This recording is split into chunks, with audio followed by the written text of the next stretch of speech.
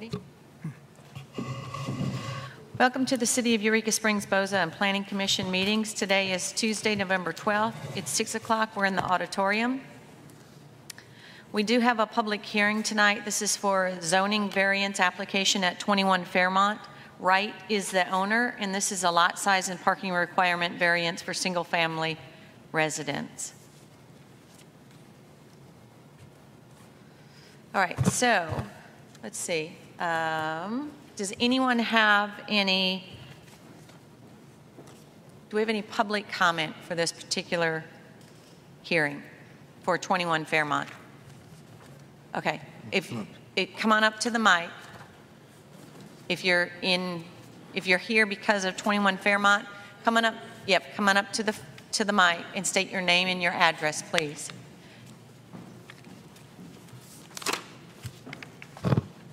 It's Betsy Rodier, 20 Fairmont. You're going to have to speak a little bit louder. Betsy Rodier, 20 Fairmont.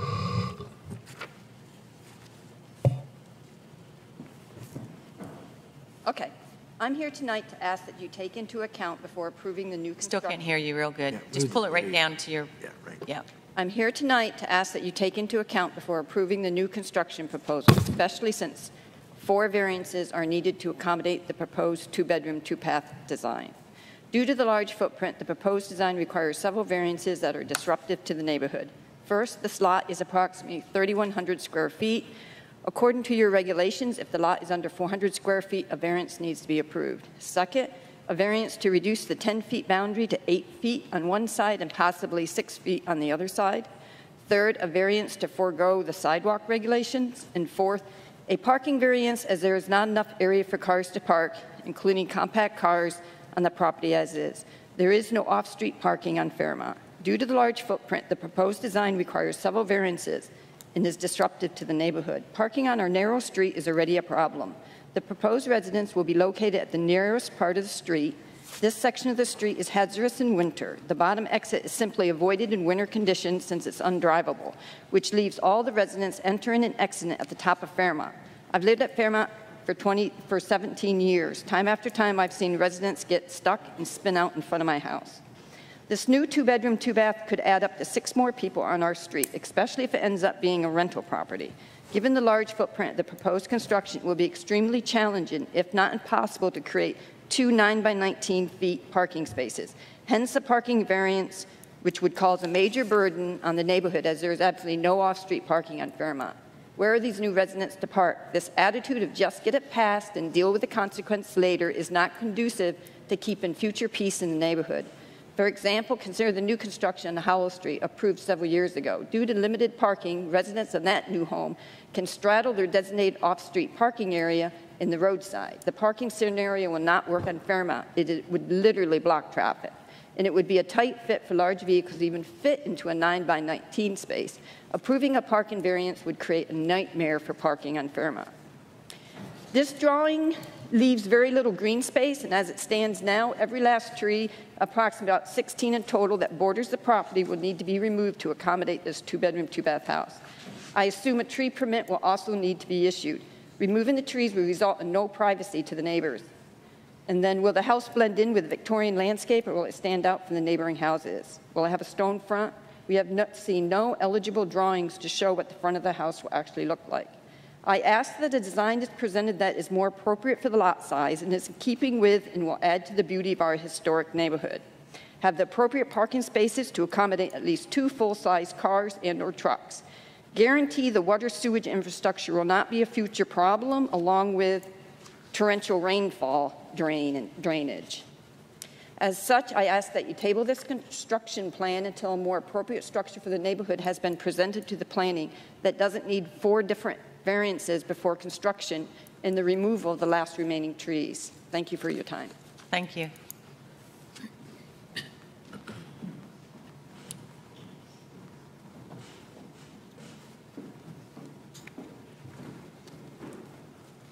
Hello. Can you hear me? Yes. I'm Lisa LaRosse. I live at 17 Fairmont, and pretty much just what she said, but a little something here. I'm here again to share my concerns regarding the proposed construction of new residents at 21 Fairmont. As previously stated, I'm worried about the potential damage to my adjacent property during construction as well as in the future. I'm concerned about the additional strain on the water and sewer system, the water runoff onto my property, the water runoff onto Magnolia Path, which is a city-owned property. I'm also concerned about the parking problem on Fairmont and how additional cars could make the street impassable. It's my understanding that the lot is too small for the intended house. There's a requirement of 4,000 minimum square feet, and this lot is just over 3,000. The requirement of 10 feet from the property line is not met with the intended design, and the mandatory space for parking is not accommodated. The requested variances are not minimal. They're asking for 25% less on the lot, 20% less on the property lines. There is no clear explanation on where the gutters and French drains will empty.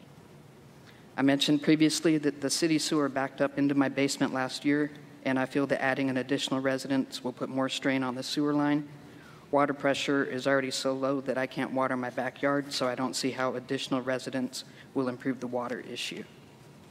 Parking and passing on the street is already a problem that won't be solved by adding additional cars or by decreasing the size of the parking spaces. This is the third time we've had to come out and voice our concerns about a proposal that should have been rejected by the HDC in the first meeting. The design of the house is not historic. It appears to be a modern, suburban-looking house that will not blend into the historic district. I would like it noted on the record that since it is quite likely that the owners will eventually sell the house, then we would have to hold the city accountable for future problems caused by their approval of the variances. This is not personal, and I hope the owners are not taking it personally. As residents of the historic district, we are trying to maintain the integrity of the neighborhood. As property owners, we are trying to protect our investments, and as Eurekans, we are trying to abide by the rules previously set forth by the city. The rules were set in place for a reason, and I do not believe the board should approve the variances to the detriment of everybody else on the street. Thank you for your time, and thank you for doing what's in the best interest of the neighborhood. Thank you. Anybody else for public comments on this public hearing for 21 Fairmont? Okay. We don't have anything else on that. Let's close the public hearing, and we'll go into roll call. I make a motion that we close the public hearing on 21 Fairmont. Can I get a second? I second that. All those in favor of closing the public hearing signify by saying aye. Aye. Aye. Any opposed? All right, let's go roll call. Ann Salee, Here. Susan Harmon, Here. Burgess and Stewart, Here. Mike Welch, Here. David Kelly, Here. and Tom Buford. I'm present. All right, let's stand for the Pledge of Allegiance. I pledge allegiance to the flag of the United States of America and to the republic for which it stands, one nation, under God, indivisible, with liberty and justice for all.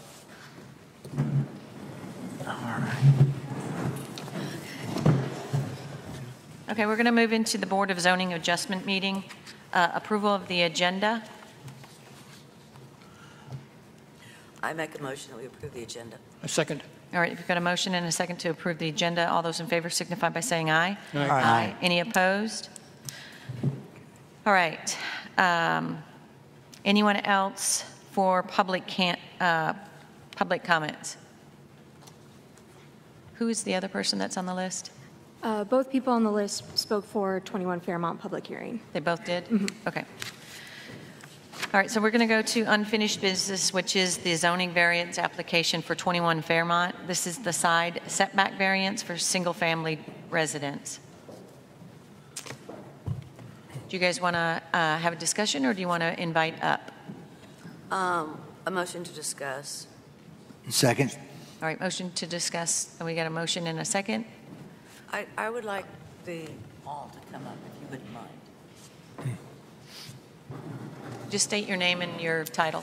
I'm Paul Sutherland. I'm the building inspector for Eureka Springs. Can't hear you. Paul Sutherland, building inspector for Eureka Springs. Could you explain a little bit more about what Mr. McClung was talking about today? Well, he believes that the side yard setback is 10-foot aggregate, and he thinks you could go 3 foot on one side, 7 on the other, or 5 and 5. I had Ida sent Forrest, Jacoby, and a question on that, and he sent us back, and Ida said that I was correct, and that is the 10 foot on both sides is the correct setback. I will ask a little bit more from them to make it clearer, but that's just the way I read it, and that's the way Mr. McClung reads it. That you've got to have 10 And, feet. sorry, Ann, you got to Oh, be on you've your got to mic. have 10 feet on each side. Well, you can have a variance to whatever you decide, Right. but the 10 foot setback is proper. That's correct. Is a problem or is it? No, it is what I will have that as code until I am told otherwise. But I was on a planning commission for 4 years, and we had the same thing whenever it said 10 foot setback. It meant both sides. Okay. Thank you. Yeah. Okay. Does anybody else have any questions for the builder, for? I just want to make sure I understand his response. His position is the 10-foot setback is aggregate? No, there was a question about whether or not it was aggregate or if it was truly 10 foot on each side. Yeah, I just couldn't hear his Yep. response. Okay.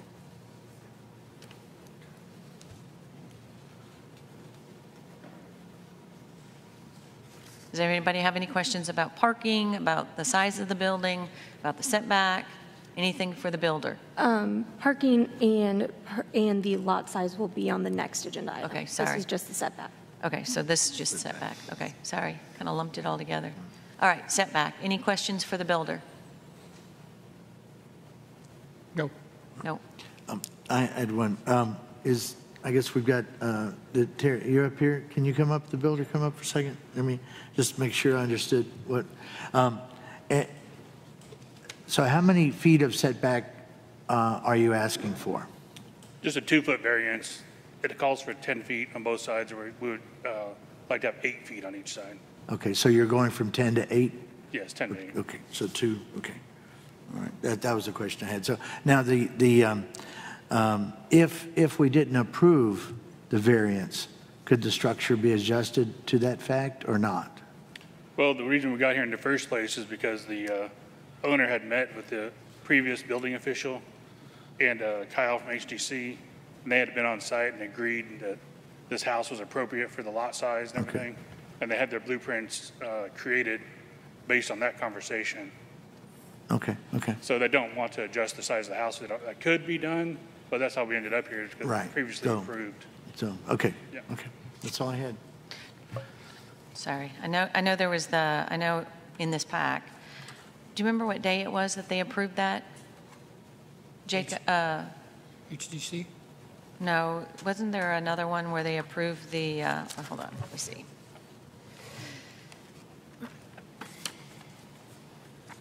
I just want to see the date that it was approved for the setback.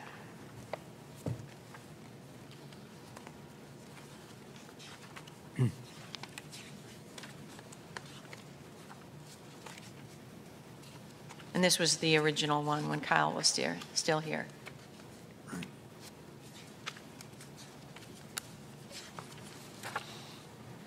Has this house been approved by HDC? No, it was not approved by HDC. But in the process, to do a redraw for HDC of the house, we're planning to do that, but we need to get through planning first. And then we'll do a redraw, like some roof lines and things of that nature to appease HDC. Right now, we're just looking for a lot size variance. Susan, I don't. see Sorry, that date in the yeah, I think packet. it's for the sign. I think it's for the other one, so sorry about that. All right, anybody have any other questions?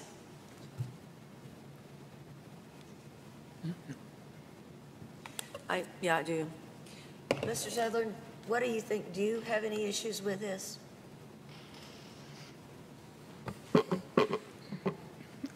I'm not here to pros or cons or anything like that. I would just make sure that they build it per code. And I've seen people reject this, and I see people approve it all the time. So it's just really up to you. Over the years, we've had multiple variances approved on Main Street, Mountain Street, and even in the neighborhood, like Betsy was up here earlier, her house is 5 feet from the property line. The house to the left is only 6 feet from the property line. So there's lots of instances of that, even in our own neighborhood, that people are opposing what we're doing, but they have it at their own house. And across the street where Betsy's opposing our parking, she only has one parking place, and there's no parking on the street because she uses it. She has 3 cars that she parks in the street. And she really enjoyed it when she could park on this parking lot before the owners decided to build on it, and now she can't park on it. So it brings them here to oppose us. And just. Yeah, that's right. That's right. Yeah, I didn't see where this house sat any further out. In fact, it sat back from where several of them were on the street itself. Yeah. So it does have a setback that is further back than several of the houses on that street already. So it's a very narrow street. At least it's paved, Yeah. Yeah. which surprised me. But okay, anyone else have any questions about this? Okay. Anybody want to move forward with this one? Make a motion that we approve the variance at 21 Fairmont, side setback, variance for single-family residence. Second? All right, we've got a motion and a second for the zoning variance application at 21 Fairmont for the side setback variance for single-family residence. All those in favor signify by saying aye. Aye. Any Aye. opposed? All right, so 1, 2, 3, 4, 5, 6. 1, 2, 3, 4, 5, 6. 6 yes. All right, we're done on that one. Thank you. All right, so we're going to move into new business, which is the lot size and parking requirements for the same property address. This is another zoning variance application for 21 Fairmont. Wright is the owner, lot size and parking requirement variance for single-family residence. So this will be variance 2 and 3, because it's lot size and parking requirement variance. Motion to discuss? Second? All right, we've got a motion and a second to go ahead and discuss. Does anyone have any questions for the builder on this while he's still standing there? Has everybody been reviewed in our package about the adjustment to lots that were platted before 2000?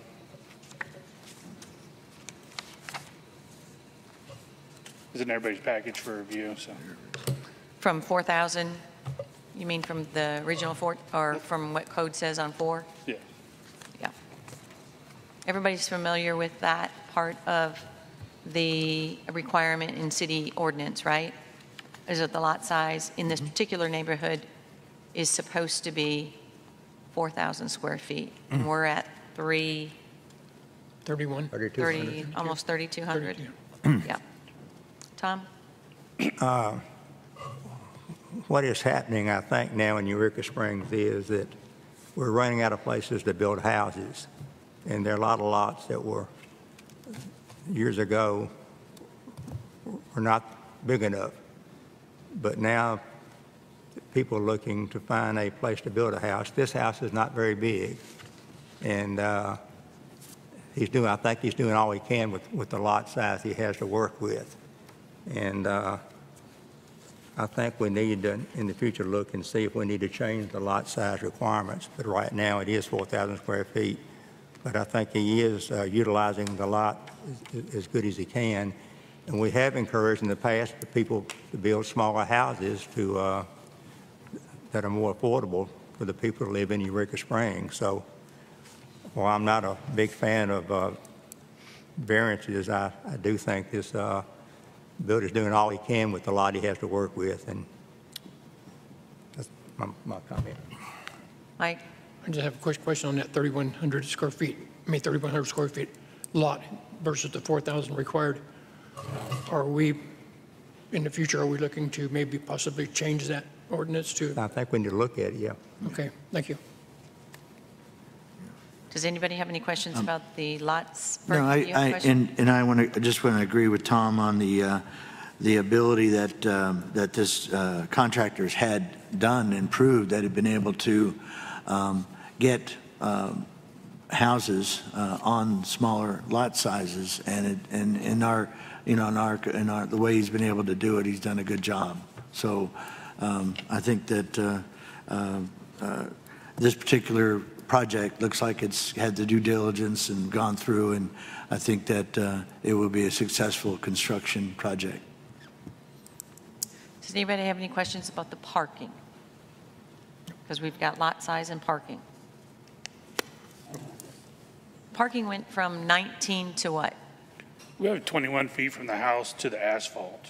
21 feet, but we're required 19? Yes, and we're 40 feet wide, but part of that, the variance is that part of that is city property, and we're going to incorporate the sidewalk, but it would be part of the It'll be parking. mainly that ramp in, right? Yes. Yeah, okay. We've got adequate parking for at least 2 cars there, 2 vehicles, yes, ma'am. 2 vehicles. Off-street.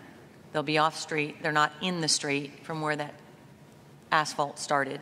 I'd have room to park my full-size truck in front of the house. Yeah. I don't think we have, and what about that? Sorry, I want to ask you one other question. There was that one tree over there, if you're looking at the lot, it was on this side. There were All two- of that parking is clear of that tree. Yes. Okay.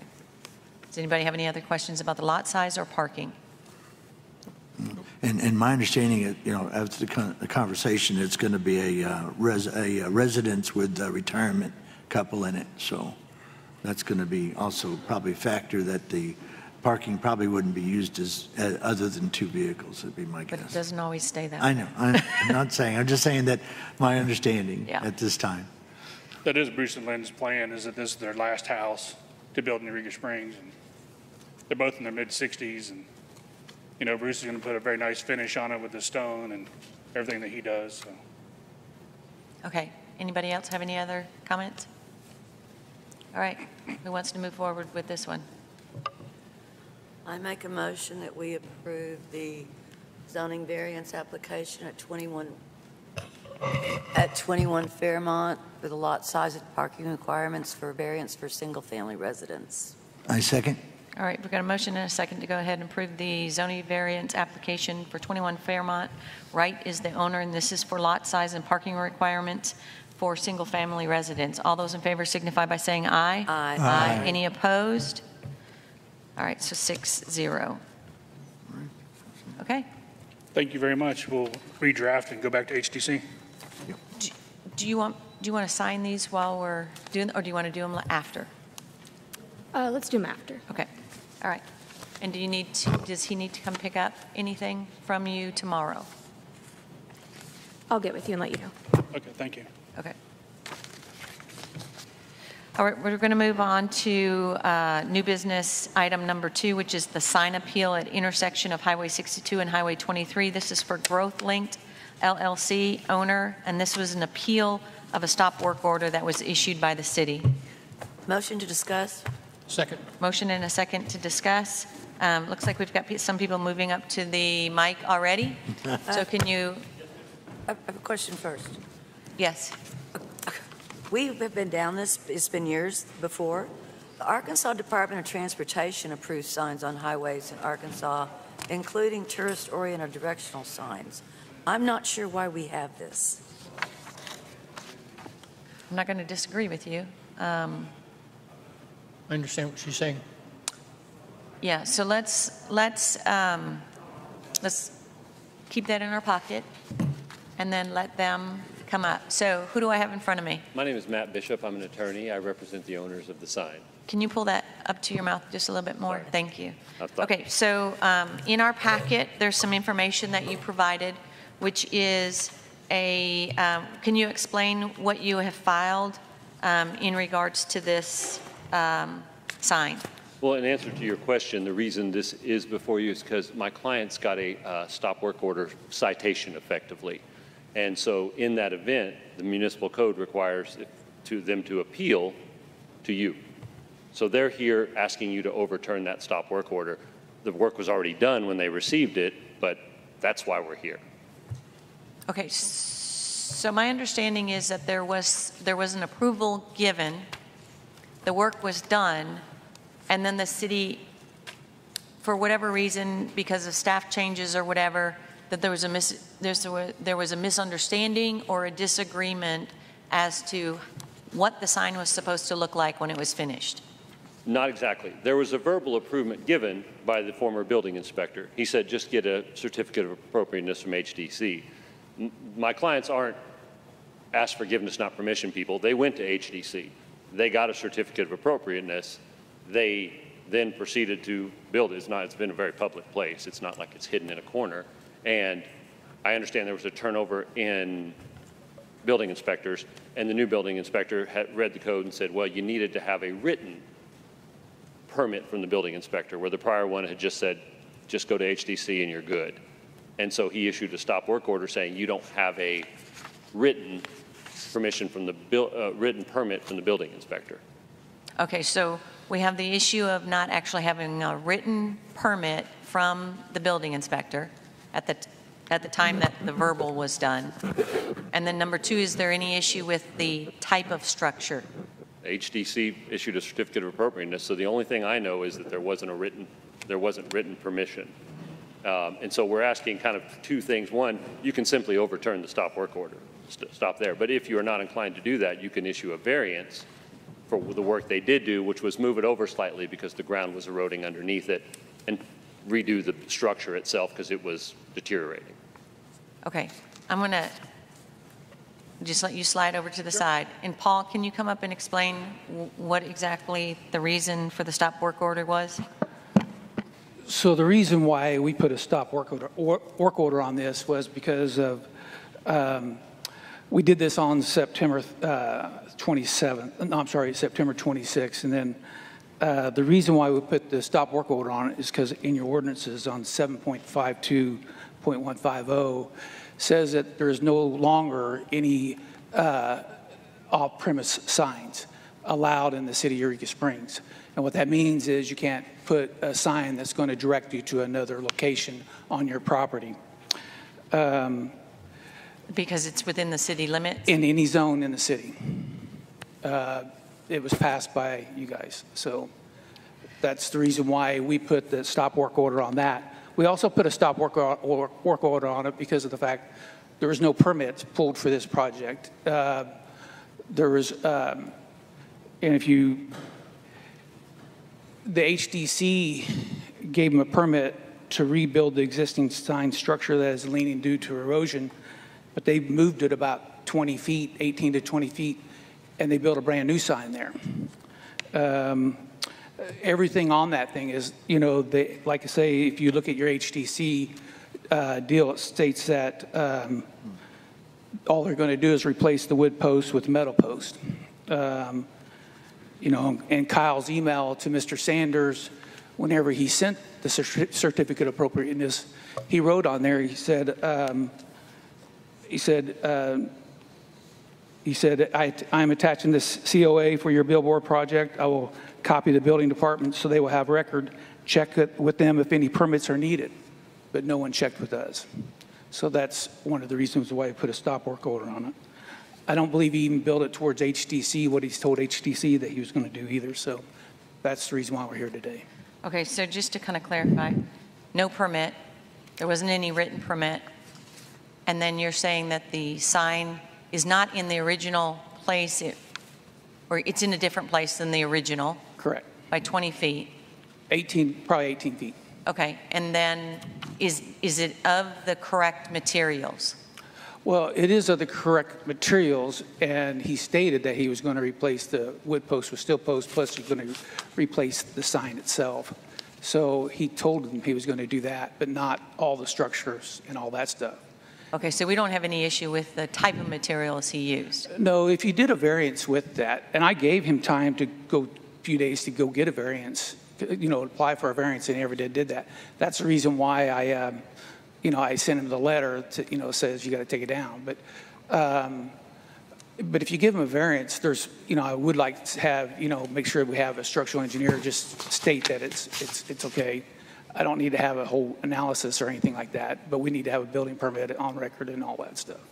Okay, and then what was the other item that you mentioned originally, which was because it's within the city limits and it's directing someone somewhere, it's directing So how the code passerby reads somewhere else? is construction of new off-premises signs are prohibited in any zone, and no building is prohibited in any zone. So it means that no off-premise signs mean you can't have a sign on your property advertising for another place. And are you saying that this sign doesn't qualify, the new sign doesn't qualify because they moved it 18 feet? Well, because it was an existing sign. That's correct. So that's the reason, is because it's not exactly in the same spot it was originally? Yeah, if he would have went and rebuilt the sign, we would have been fine. Okay. I just want to clarify that. Mike, do you have a question? Yes. Who owns that property? The owner, Mr. Sanders. They do? Okay, so the owner's here. Yes. Okay. And then I have one other question. If it's a privately owned property, does that ordinance still applies regardless, as long as it's a different location that you're advertising for? Is that what you're saying? Since it's in Eureka, but that property is actually in Missouri, right? Yeah, I can't speak for whoever wrote that ordinance. The only thing I can say is they wrote the ordinance because they didn't want a bunch of signs up directing in other places. I understand. So that's a great. I understand. David? And let me apologize in advance if the answer to this question is obvious somewhere and I missed it. What was the status of the prior sign? Was it in continuous use prior to this? It was blown over and still in the ditch. And you should have a picture of it in the ditch. Say it again? It's down in the ditch, down on the side of the hill. That's the person. It was in disrepair. It fell over. So it was in disrepair. It had fallen over. Right. Correct. We have any idea how long it had been? I do not know. Not utilizing its primary purpose, which was advertising. Yeah. Right? He could probably answer that. I Okay. couldn't answer that. I have one more question. Well, I guess my thought is, and defer to others, is that the vacating of its use in the prior ordinance, whatever the prior ordinances were, whatever the prior sign permits were, right, to me would depend on how long it had not been used for that purpose. I can answer that. Please. Come on, just come up to the mic. It wasn't down. They built the new one over on the solid ground and then took it down. But it was always up. Okay. And it's a grandfathered location. It's been there for many, many years. Yeah. So it never came out of use? No, not Right. the old one That's went my down question. after the new one was up. Okay. I have one more question. Mike? I visited the site, and the structure looks very sound, but I noticed that the old sign has been just tossed aside on the ditch. If the stop order is appealed and reversed, are you going to remove that existing sign? Absolutely. Okay.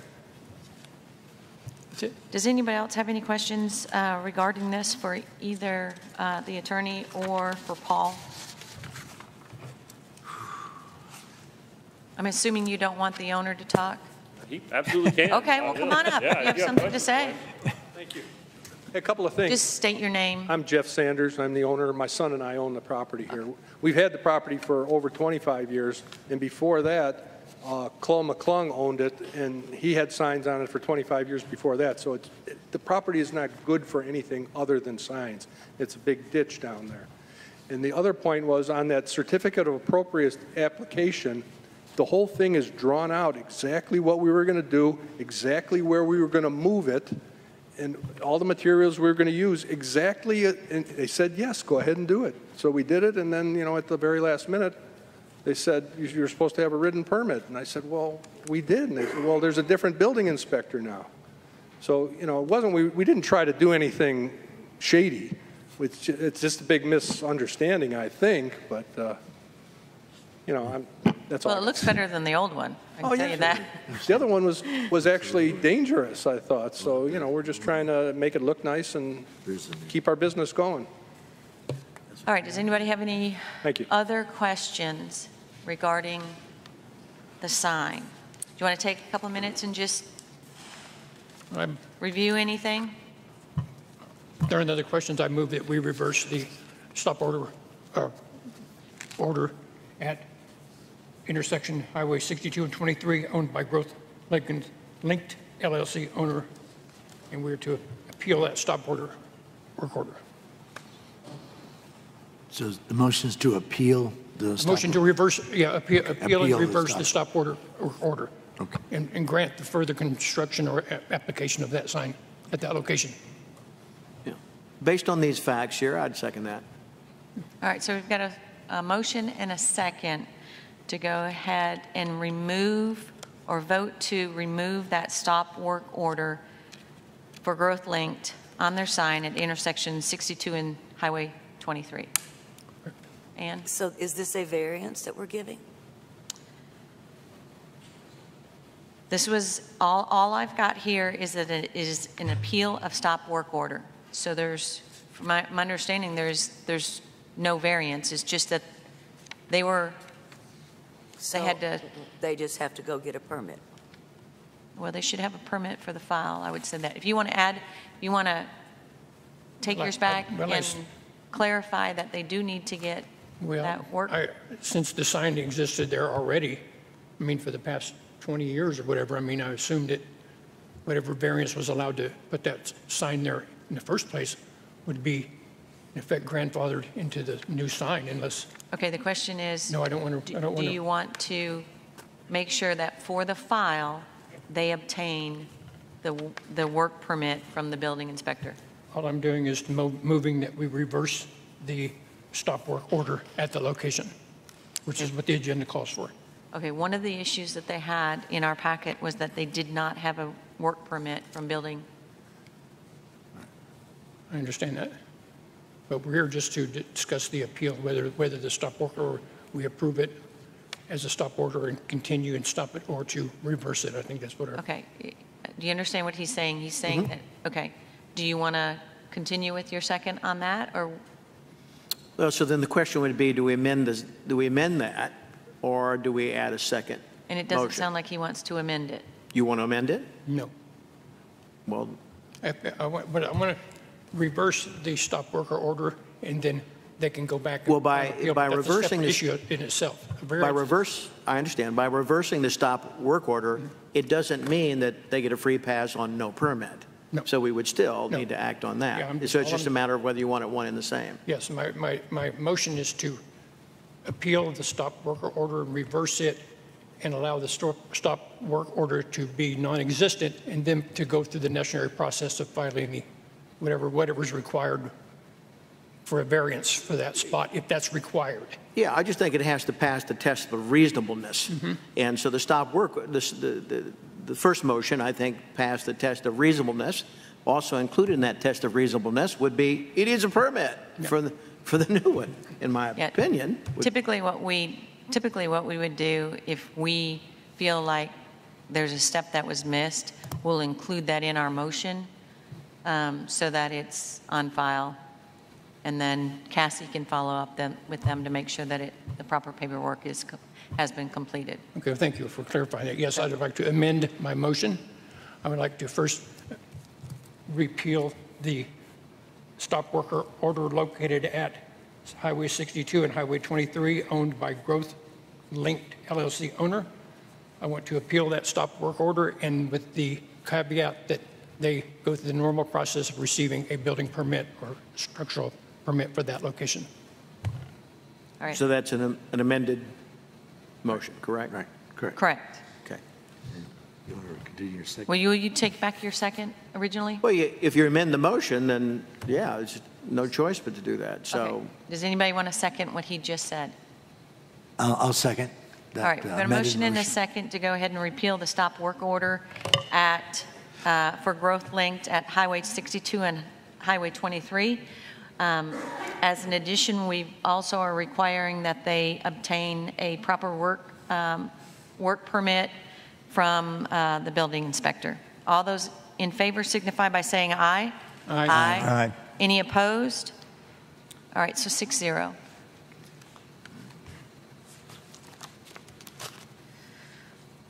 We'll sign everything at the end of the meeting, and then if you need anything from Cassie, she'll follow up with you. Okay? Thank you.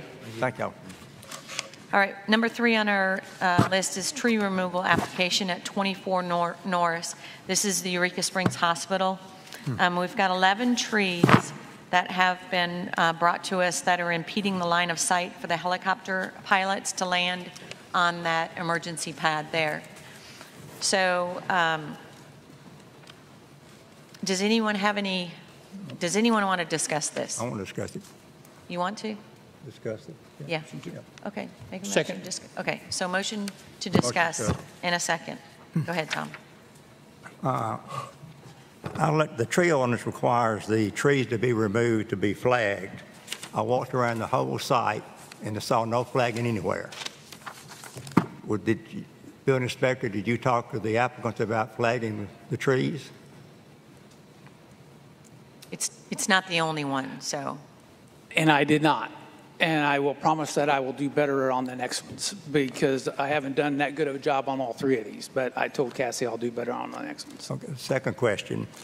As I walked around the site, the helicopter pad is flat up there. It slopes off between the slope and the next property on the left. There's a bunch of trees, debris, brush all piled up there. We didn't approve that. I presume all the trees are smaller than 4.5 inches. So probably about 2 to 3, a couple weeks ago, I went out there because I got a call that they were cutting down trees and I stopped them. So is this the hospital property or is this a private? It's a hospital property. Okay. And so during that process, that's where we're at today, is because they started cutting down some trees and the people who was cutting down trees didn't know that they needed a permit. I'm not saying for sure, but I've been told that me and Simon can approve some emergency tree cutting, but I'm not trying to go there, and I was trying to get them to come here.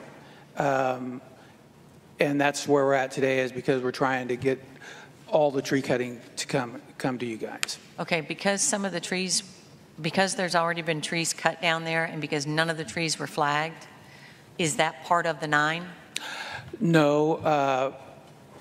That probably could be part of the 9 because we're only looking at one on the southwest corner of the building and then the 3 up front on the north side close to Norris. There's only 3 there, and then they're planning on doing a cut back behind the hospital.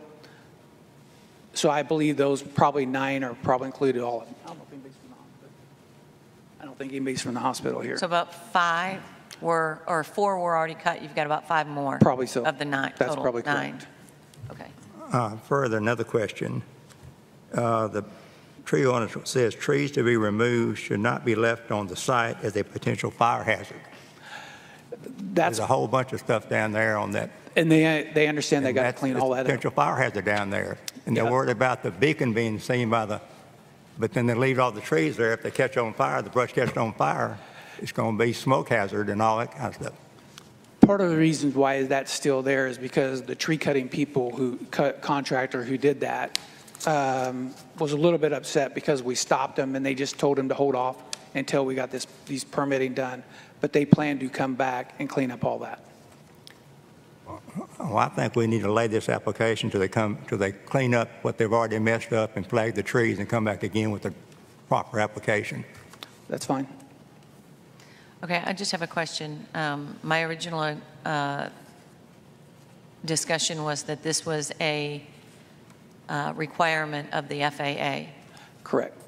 Is the city in jeopardy of being fined because the trees are there, or are we in jeopardy of not having flights come into the hospital because of the trees? Or have the trees that have already been cut, are they the major ones that were an issue?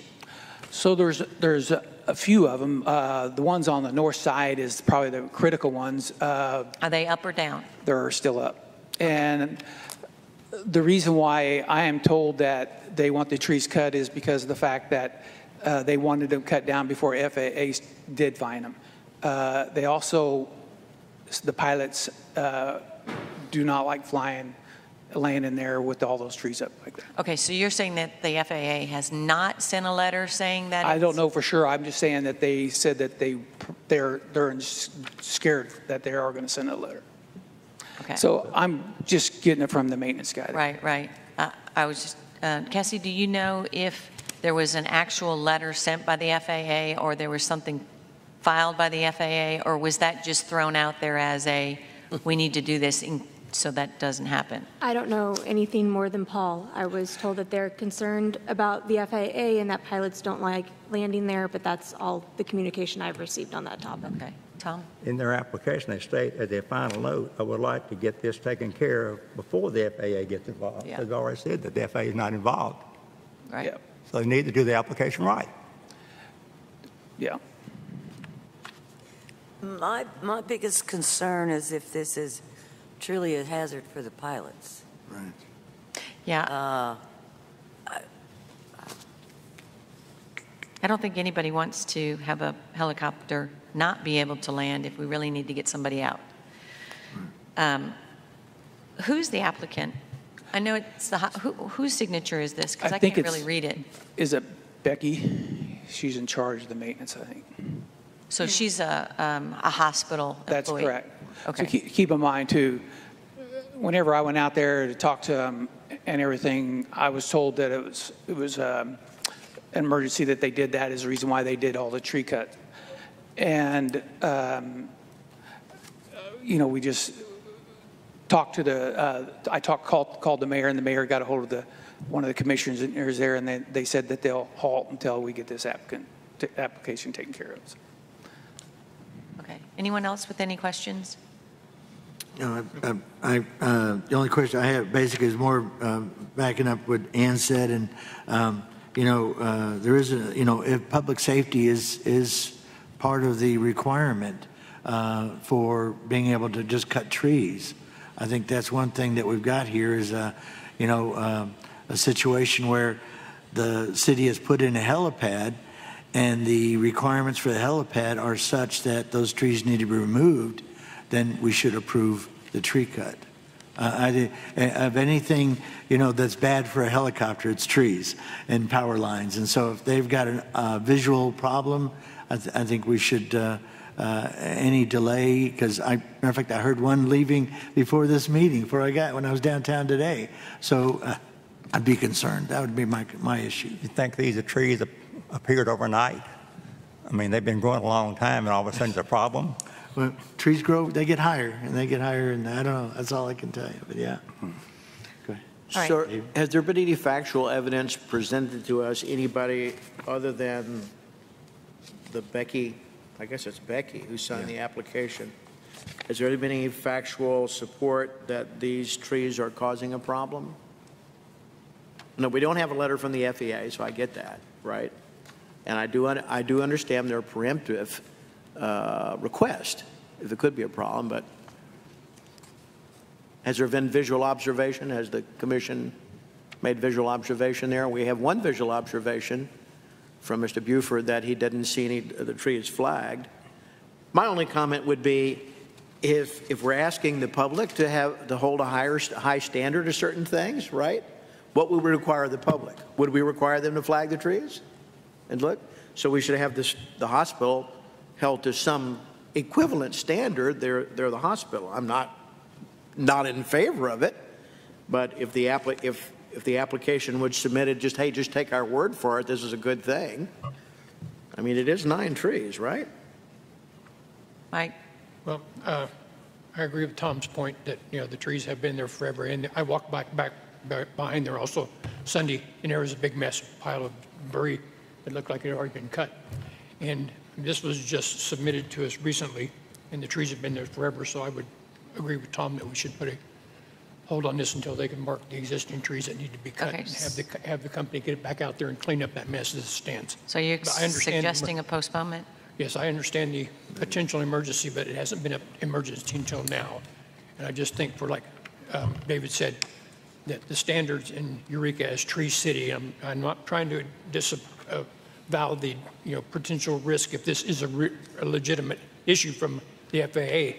So far, we only have the word of Becky, the person there that's saying that's the case. So I would move to delay this hearing until I'll let Tom follow up. If the statement was, if the application was accompanied with a letter from a pilot, or there's a private company that services that, right? I mean, you would think that this got here for some reason. Some pilot said something, the company that operates the helicopter service said something. They didn't just submit this application because they want to remove some trees. So if the application was accompanied with that, it would make more sense to me. Mm-hmm. So, go ahead, Ann. So Yes, on the letter, Paul, that you wrote to the city, to us, or to Cassie,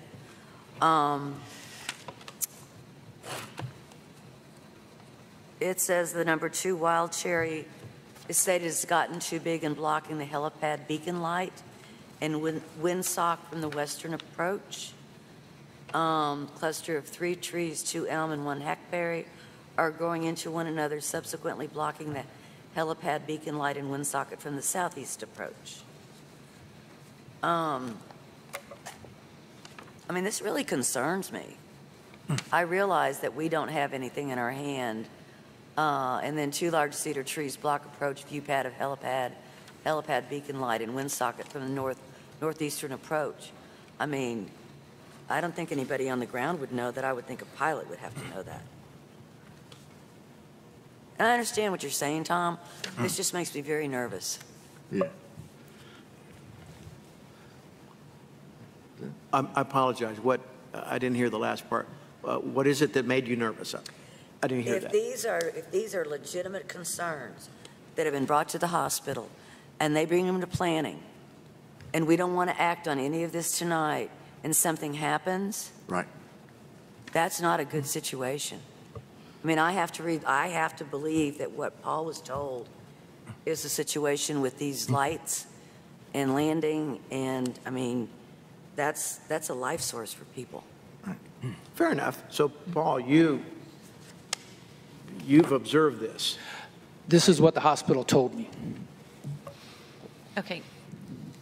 Go ahead, Tom. How long has the brush pile been there along the edge of the property? It's probably only been, I don't know when that application was made, but that application was made the same day or a couple days later after I stopped them, and that's about whenever I know that they cut these trees down there. Well, we've had a burn ban on for months now, and I think there's a lot more chance of that stuff catching on fire and creating a hazard for a helicopter than something that's been growing there for years. And they've not been in any hurry to move that brush down there. That's a potential fire hazard. And we've been in a burn ban for 6 or 7 months, weeks rather. Correct. Do you know when they're supposed to come back and remove that? Well, all I know is that we addressed that whenever we talked to them on that. I think the mayor and one of the commissioners has both been in the hospital have been addressing that both on that those things need to be cleaned up right away. However, these people are out of Huntsville and they're trying to get this approved and they come back over here and do that. Okay, so I have a question based on the letter that you sent. Number 1, you've got 2 dead trees across from Rock Cottage Garden that are dead and hanging over the road. Per code, these do not require BOZO approval for removal, and a building department tree permit is all that's required. So that's 2 trees right now. You told me already that you've got 4 trees down of the 9.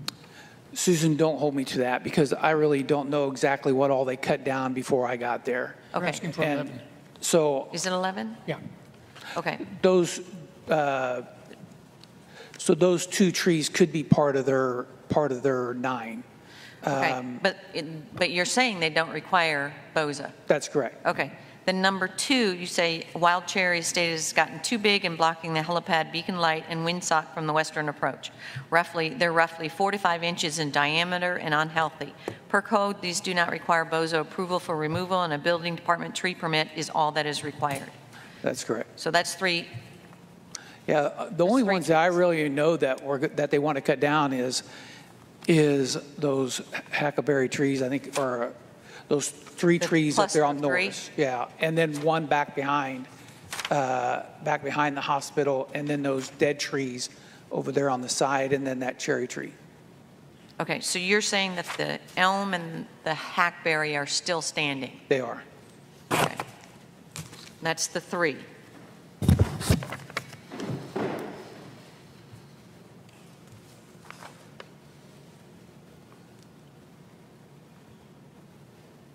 Okay. Does anybody want to make a motion as to how we move forward with this? Sure.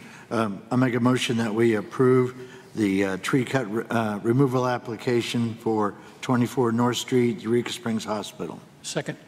All right, we've got a motion and a second to go ahead and approve this application, which is for, let me make sure I know how many trees. Again, this is for 11 trees that are impeding line of sight for helicopter pilots, although Paul stated that a portion of that 11 are already down. And then we've got trees that are laying there. Do you want to add anything to your motion to make sure that they remove those properly? Okay. Yeah. Let me modify my motion. The removal of the 11 trees, approval of the removal of 11 trees, plus the removal of any tree debris that is on site. Second. Okay. So we modified the original, which is the approval of the 11 trees at 24 Norris that are impeding the line of sight for helicopter pilots, with the addition of making sure that, or the requirement that debris and or trees are removed in a timely fashion. Does that make sense to everybody? Okay, all those in favor signify by saying aye. Aye. Aye. Any opposed? No. All right, so we've got 5-1.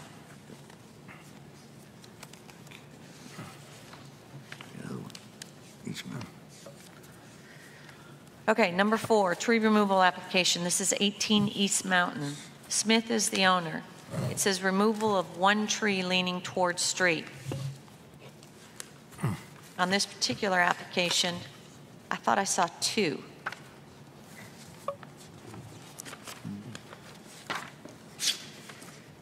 Okay, this is 18 East Mountain. It says tree cut permit, number of trees 2, type of oak, type of trees, oak, dead, pine, live. So is it for 1 or is it for 2?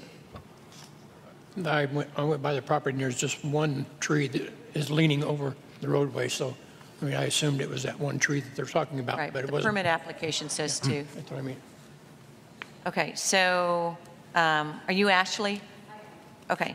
Can you come up to the mic real quick? Hi. The dead tree was already Just state removed. your name and your address. Sorry, Ashley Smith, 18 East Mountain Drive. Okay, so you're saying that this permit application is incorrect? I made the request for 2 tree removals at the same time. The dead tree has already been removed, and so we're waiting to find out about the live tree. Okay, so it's not the dead one, it's the pine. The live tree, yes, the leaning Okay. pine tree.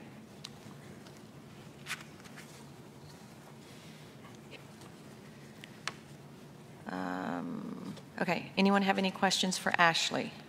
Nope. Did anybody ask you to flag the tree? No, but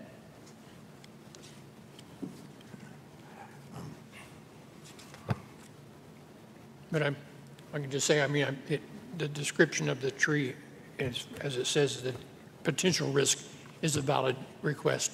We had a tree at our property that was leaning at an angle, and the roots were starting to come up, and we had that removed for virtually the same problem. You don't want it to fall over and risk, the Yeah, damage that's I'm done. perhaps an outlier in that I really don't want to do what I'm requesting your permission to do. We don't want to remove this tree. We love it, but it's not a cute, small, ornamental. It's a towering, heavy pine, and we're just worried about what could happen. Does anyone else have any questions? Nope. Any comments? Anything else for the property owner? All right. Anyone willing to go ahead and make a motion on this one? I make a motion that we remove the tree at 18 East Mountain. Second. All right. We've got a motion and a second to remove the tree located at 18 East Mountain. Smith is the owner. This is a pine tree that is leaning towards the street. All those in favor signify by saying aye. Aye. Aye. Any opposed? All right, 6-0. And then Cassie will follow up with you tomorrow? Yes. Okay. All right, number 5, we've got a tree removal application for 16 Dogwood Ridge. This is Shows is the owner, SHOWS, removal of 8 trees due to potential property and utility damage. Do we have anyone from the property here representing this application? Okay, can you state your name and your address? My name is Alicia Shows, and my property address is 16 Dogwood Ridge. All right, thank you. Anyone have any questions for the property owner on this one? Oh, yeah. Tom? Yes. You have a reason for cutting the trees down, then the building inspector has reasons for cutting the trees down. I guess I can go through your questions, your request first. Looking at your, I guess the first tree, that's 2 trees right there on the corner overlooking the street. And you say they're hazardous during inclement weather to the home and neighborhood. Have you lived there during the inclement weather? I do, sir. I just bought this Can you just push that back up so we can hear you? Sorry, it's not quite. Can you hear me okay? Yeah, it's better. Just make sure you speak loudly. So I just bought this property. So I haven't exactly lived there for an extensive period of time. I've only just barely got all my things in there, and I spent today, I met you, I spent today kind of organizing my things today. So I think I've been in possession of the property for maybe a month. Okay, so but you're saying that the trees have falling branches over the road, I've picked them hazardous up. during inclement weather to home and neighborhood values. I've lived on that street for 8 years. I've never seen any leaves, any limbs on that road because these 2 trees were there. In the process of me purchasing this house, I've actually picked up a bunch of limbs. Okay. I apologize. I did not bring any pictures or anything. I'm not really sure of the protocol. So this is actually the first time I live in the county before I bought the property. So. Yeah. Okay, let's see. I guess the other tree, the next tree is number 3. 3. Okay. Too close over the house, dropping large branches on the roof, causing damage within 4 feet of the house, potentially causing structural damage to foundation. So it's potentially causing damage, but hadn't caused any damage yet. Is that correct? I have no idea. The roof is actually quite new, so I'm assuming that all of those trees that are hanging over the roof has caused some sort of damage in its tenure of standing. Okay. The next one is Number 4. number 4, rear west corner, branches over house and driveway. Is this the one that's toward the septic tank? I'm sorry, sir, which one? This is the number 4, rear west corner, branches over the house and driveway. Is this the one on the back side of the house there near the septic tank? Yeah, that was the one where I met you at. That was on that far corner. I'm actually going to put a carport over there to protect the driveway. I'll get a later approval for that. Okay. I think I have to do that. But yeah. Okay, number 5, east side of house, too close over the house, dropping large branches on the roof within 4 foot. Is this a... That would be comparable, sir, to tree number 3.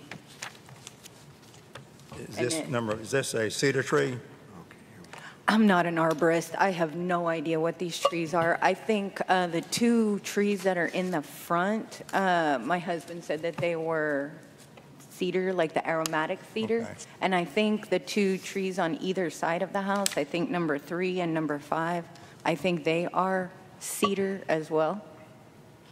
Okay, then number 6, the East Drive by gas meter. Roots are interfering with the gas lines.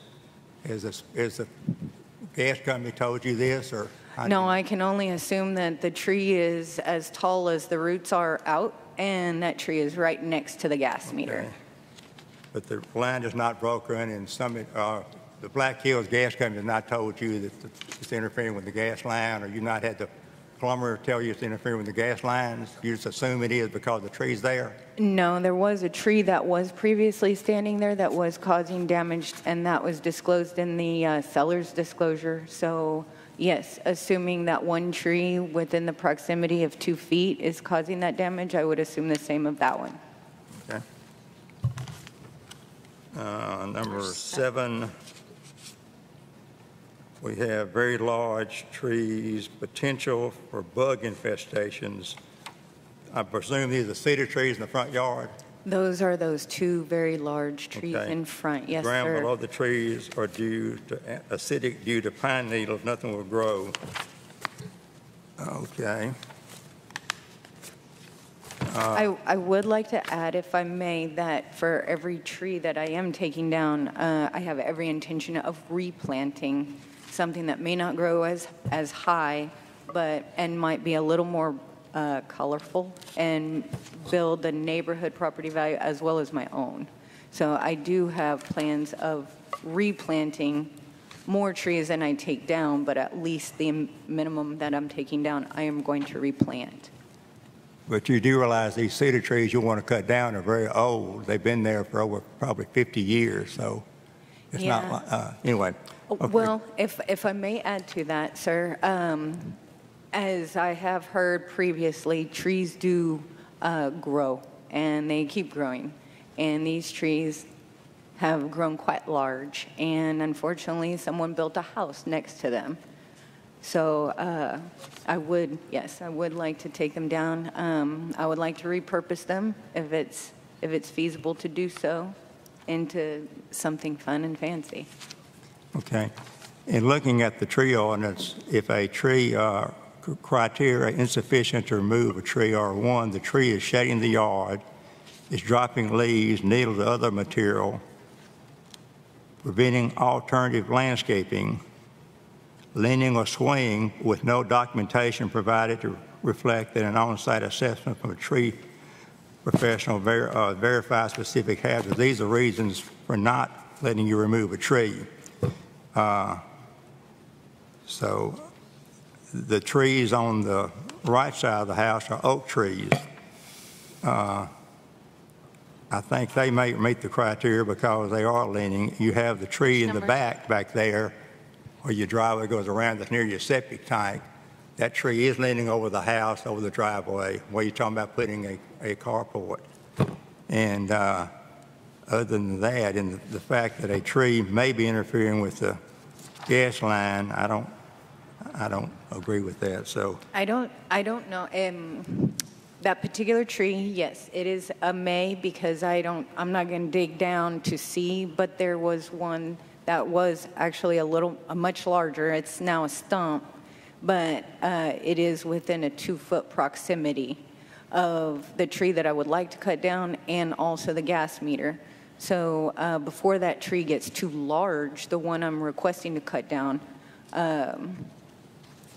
this is a really big investment for me, and I really would not like to have any unforeseen accidents, not to mention if it's a gas accident, that evacuates that whole block, and then some. Okay, can I ask you a question, Tom, Mm-hmm. based on what you just went through? Which trees would you recommend cutting of the? let's see if I'm Can I correct. have a question on that? Sure, go ahead. My question is, the application is for the entire 8 trees. Do we have to rubber stamp the entire 8, or can we selectively No. pick We which could ones we select. want? We can selectively We want. can select, yeah. The reason I ask is because, Yeah. can I say one thing to her? Sure. Yeah, I understand your concerns, but Eureka, trees, potential damage to your sewer lines, gas lines, all that, we all have extra protection, insurance protection to cover that. And the trees and limbs across our houses, Tree City is what we are. I mean, I understand your potential concerns, and there is a lot of potential things there, but we can't just allow people to start clear cutting their property because of what they think was going to happen. I respect everything you say and your concerns, but trees over your house and tree limbs is part of Eureka's life. And same thing with the plumbing and potential for damage. There was one tree I saw that was over by an electrical panel or something on the left-hand side. But unless the trees are within, what is it, Tom, close to the house? 10 feet, if it's got, the 10 foot is one of the criteria. Yeah, if it's actually 10 foot, if any of the trees are actually within 10 feet and you can see damage that's occurring from the root system as it is, not 5 years from now or 10 years from now, then we could discuss that. But just to be wanting to cut trees because the pine needles are going to cause the debris, the erosion, whatever, that's just part of the life in Eureka Springs as far as I'm concerned. But that's just my opinion. Yes, sir. I do respect that opinion, and I moved to Eureka because it's beautiful here. Mm-hmm. And with respect to what you said, sir, I am going to replant for every tree that I take down, and all these trees are within 10 feet of my house, every one of them. These trees are not all within 10 feet of your house. I went up there with a tape measure.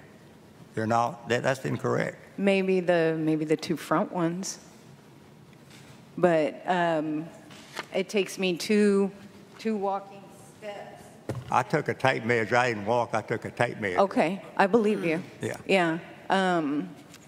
With respect to the tree base, the tree limbs, everything is all over my house. So. Okay, so as far as the limbs falling in the house, it is in your. If we decided not to vote to have all of the trees cut down, for insurance purposes, you just need to get your trees trimmed so you don't have limbs falling on your house. I mean, that's typical of insurance. I mean, we've gone through it. I'm sure everybody else has too. I just have to get your trees have as trimmed. well, plenty of times. Yeah. But, the Memorial Storm that we had, my husband's property, almost 20 trees blew over with a root ball that is bigger than this round table meeting. So if those trees do happen to fall over because of the drought and then torrential rain, they could go either way. And if they go on my house, then what? Well, I think that goes back to what Mike said. We all have the same issue. So, if a tornado came through, we'd all be in trouble. So, Mike, Tom, can you say which trees you recommend cutting? Tree number 3. Because it's within 4 feet. It can be trimmed. There are limbs on that tree over the house, but it can be trimmed without cutting the tree down. But this is the one that's within 4 feet. This is the one that is literally right next to the side of the house. Excuse me, what? This tree, that number 3, is literally right next to the house. I think it's a 4-foot sidewalk and that tree. But I don't even think that the sidewalk is a 4 foot. It's a walkway that goes around to the back side of the house. Okay, I'm getting to the back. I'm talking about number 3 right now. It's a cedar tree. It has some limbs over the house, but the tree is not dead. You can trim some of the limbs, and they won't be over your house. Okay. It will look ugly. That tree will not look beautiful at all. Okay, let's just, which trees do you recommend cutting from the 1 through 9? Or 1 Cutting tree number 4. Tree number 4. And then cutting, let's see, I think it's 5. Let me see what 5 is.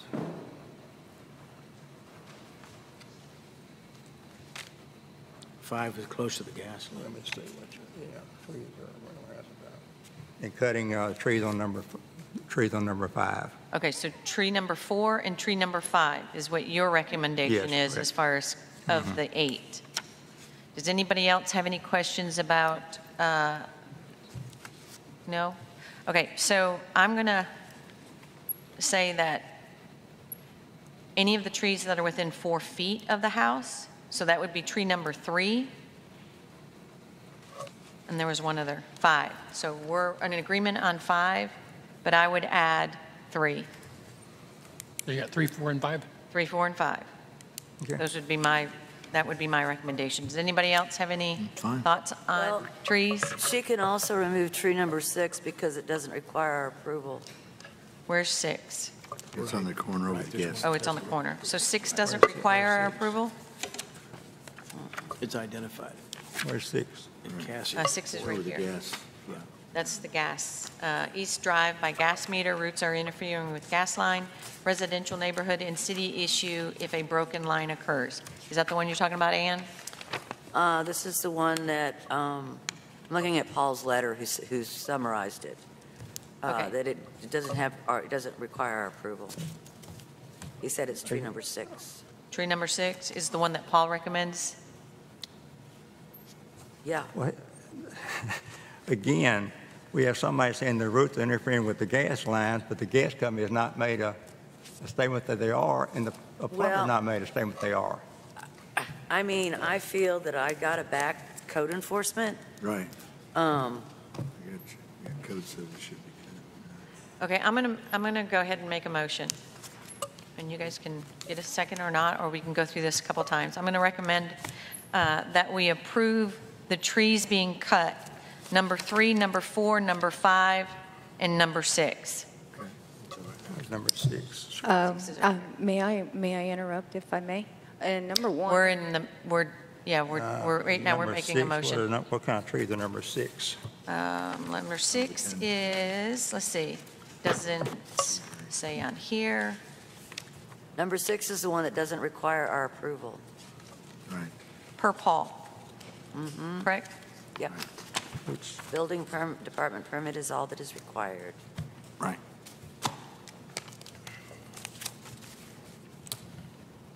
Where is 6 on the? Right here. Okay. Hold on, right here. No, it's right here. Oh, you don't have it. I don't It's have right it. here. That's weird. Okay, no problem. Okay, so the motion was to approve cuts on 3, 4, 5, and 6. Does anybody want to second it? Second. All right, so we've got a motion and a second to approve cuts on trees according to the map that we received, number 3, number 4, number 5, and number 6. All those in favor signify by saying aye. Aye. Aye. Any opposed? All right, so we've got 1, 2, 3, 4 trees out of the 8. Cassie, and you'll follow up with her as far as? Yes. Okay. All right. Can I get a motion to adjourn our Board of Zoning? Motion to adjourn Board of Zoning. Second. All right, got a motion and a second to adjourn the Board of Zoning. All those in favor signify by saying aye. Aye. Aye. Any opposed? All right, we are adjourned of our Board and Zoning Adjustment meeting. Let's move into Planning Commission meeting. Can I get an approval of the, hold on. Before I get an approval of the agenda, I need to add the minutes Oh, that that's right. are not on here. Right. So we'll need to amend the agenda to add the minutes from our, what was the meeting date again? October 8th? Was it from the 8th? 8th is on there, I think, at the Yeah, the 8th 's on special there. meeting we had. The special meeting Was it was, October 8th?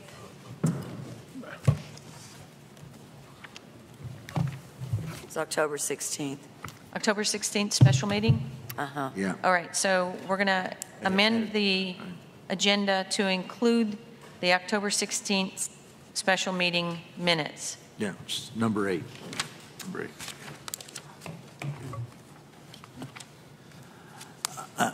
I make a motion that we approve the amended agenda. Second. Okay, we've got an approval and a second to amend the agenda as stated. All those in favor signify by saying aye. Aye. Aye. Any opposed? All right. Let's move into public comments. This is Planning Commission. Anyone have any public comments for our Planning Commission meeting? Nothing. All right, unfinished business. We have a show cause hearing that was on our agenda last meeting, and we have requested that the property owner appeared for this meeting for 5 Ridgeway. This is a B&B that has a LNC. Is anyone here from that property? So we do not have the property owner here. I think she sent in a letter that signified that she would be out of town during this meeting. We've left it on our agenda. The question is, actually, Paul, can you come up, please? We've had some discussion based on our original show cause with this property. We asked this property to obtain a new certificate of occupancy. My understanding is that this property does not have a certificate, an active current certificate of occupancy on file. She has stated that she is doing some renovations on property. She got approval for a COA from Historic District Commission, correct? Correct. Does that catch us up? Correct. Okay. Have you had any discussions with this property? Not really. The only thing I really done was she called me out and asked me a couple simple questions on if she could, what all permits she need to replace some trim. And I told her she didn't need permits just to do painting and replace minor trim. That's the only thing I really had discussion. Then one time I stopped by because I seen a guy putting up some posts, and I told him he needed to go get a certificate of appropriateness from HDC, and he needs a building permit from us.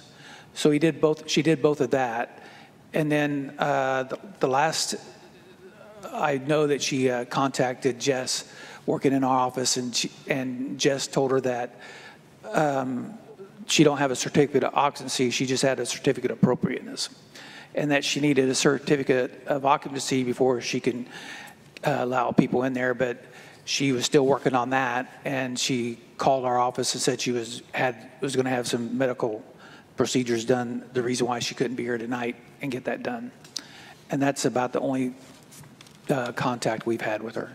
Okay, so our original meeting with her stated, or she stated that she was going to have some guests stay with her for Halloween.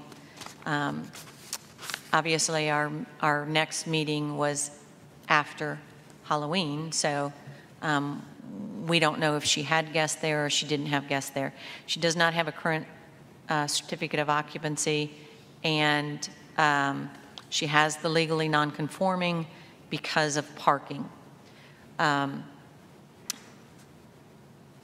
I don't want to speak for everybody else, but in my opinion, she should not be allowed to operate or have guests there without a certificate of occupancy, which was our original intent when we did that. So whether or not I think at this point, we either need to, we have a couple choices. We can either take the legally non-conforming away from her without any further discussion. She has not been open, from what I can gather, based on conversations and whatnot, she has not been open since COVID. Now, I don't know how many, if she did have somebody for Halloween or she didn't have somebody for Halloween, but we are talking about a good 3 years that this business has not been open. We as a city, or we as a planning commission, have the right to take away a legally non-conforming if they have not been active for 18 months or more. So we've obviously passed by that.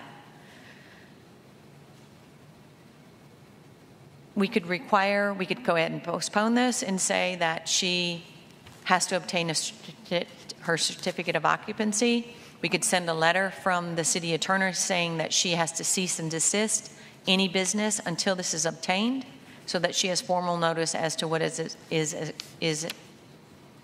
expected of her. We could set a date as to when we expect her to be done with everything. So we could say, we're going to call you back in January. You can't do anything until then. We want it to be completed in January. Or we can just go ahead and vote to take away. So, Ann. When she was before us before, everything was going to be done by October 31st because she was going to have guests. We made it perfectly clear to her that she had to get a certificate of occupancy. These are the things that she had to do. And she's done none of them. So I'm honestly, I'm not in favor of let's continue. Mike? Whatever decision we make here, she has the right to appeal it, correct?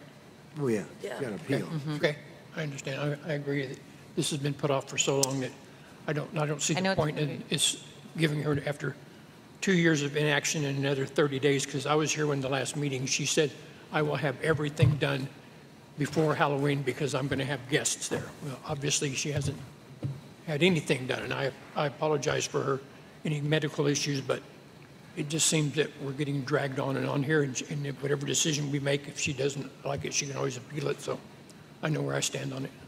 David, did you have a question? Well, I mean, my history obviously is very short in this case. So generally speaking, I don't think I would be in favor of permanently retracting a person's rights, even, you know, in terms of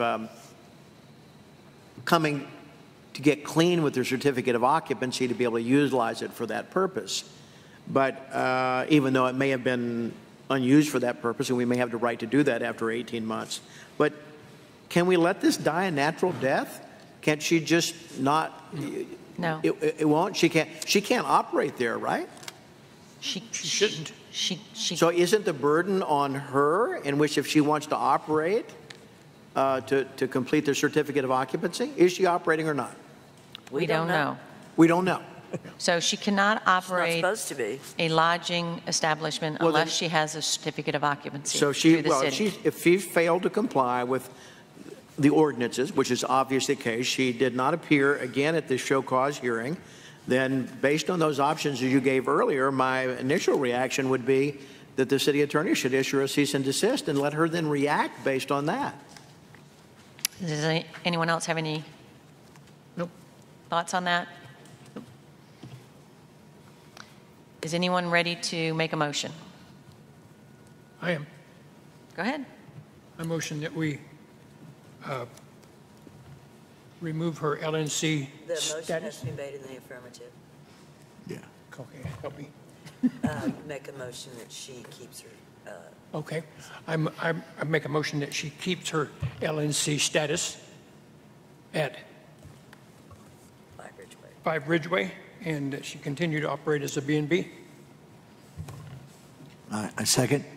All right, so we've got a motion that she continues, she is able to continue operating her B&B at 5 Ridgeway, and she continues to keep her legally non-conforming at 5 Ridgeway. We've got a motion and we've got a second. All those in favor signify. Okay, so if you're for it, you're going to say yes.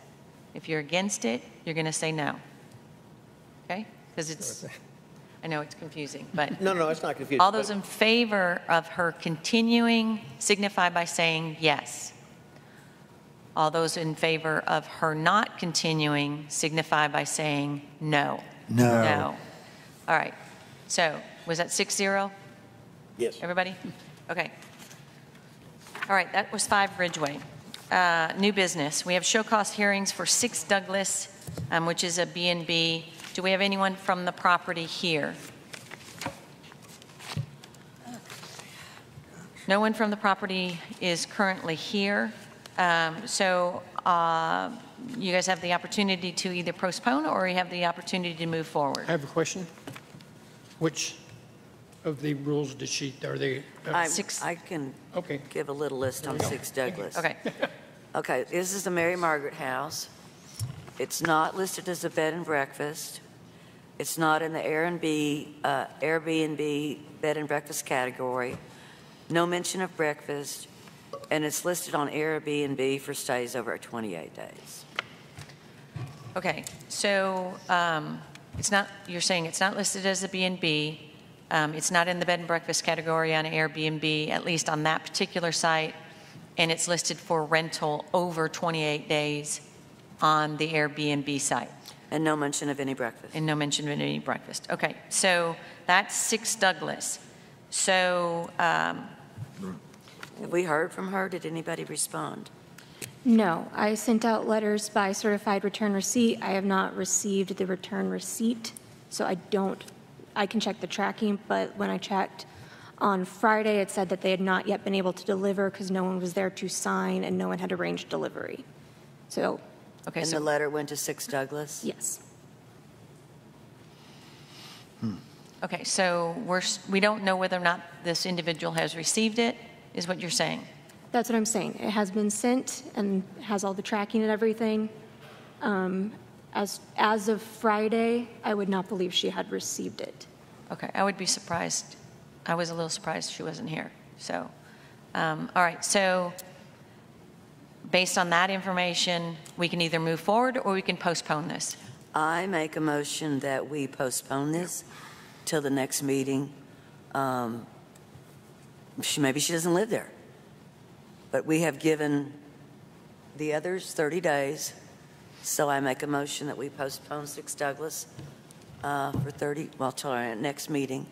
Second. All right, you've got a motion and a second to go ahead and postpone this on the basis of making sure that the property owner has received notification. All those in favor signify by saying aye. Aye. Aye. Any opposed? All right, 6-0. 7 Armstrong. This is the next one that's on our show cause. This is Peabody House, correct? We have, yep, okay. State your name and your address, please. Sure. Colton Scrivener, 7 Armstrong. Okay, and do you have any items for this property? I do. So you've listed yourself as a boutique inn and not a bed and breakfast. I have a 20-foot billboard on Highway 62 that says Peabody House Bed and Breakfast. Well, but that's how you have to advertise on social media. I have to. You're not listed on Airbnb bed and breakfast category, and you're listed on Airbnb for stays over 28 days. I think I've had 5 Airbnb guests in the past year, and I've had about 250 through my website, which does list it as the Peabody House. I can't understand. Could you speak into the... Yeah, sorry. So I have it on my website that it's the Peabody House Boutique Inn, but that's just a branding choice more than anything. There may be reasons to brand yourself as a boutique inn, which is a larger category under which B&Bs fall. But I have a 20-foot billboard on Highway 62 that says Peabody House Bed and Breakfast that advertises to people driving in that it's a bed and breakfast. So I think it's more about, for me, advertising choice more than anything else, or more branding choice to different audiences. Do you serve breakfast?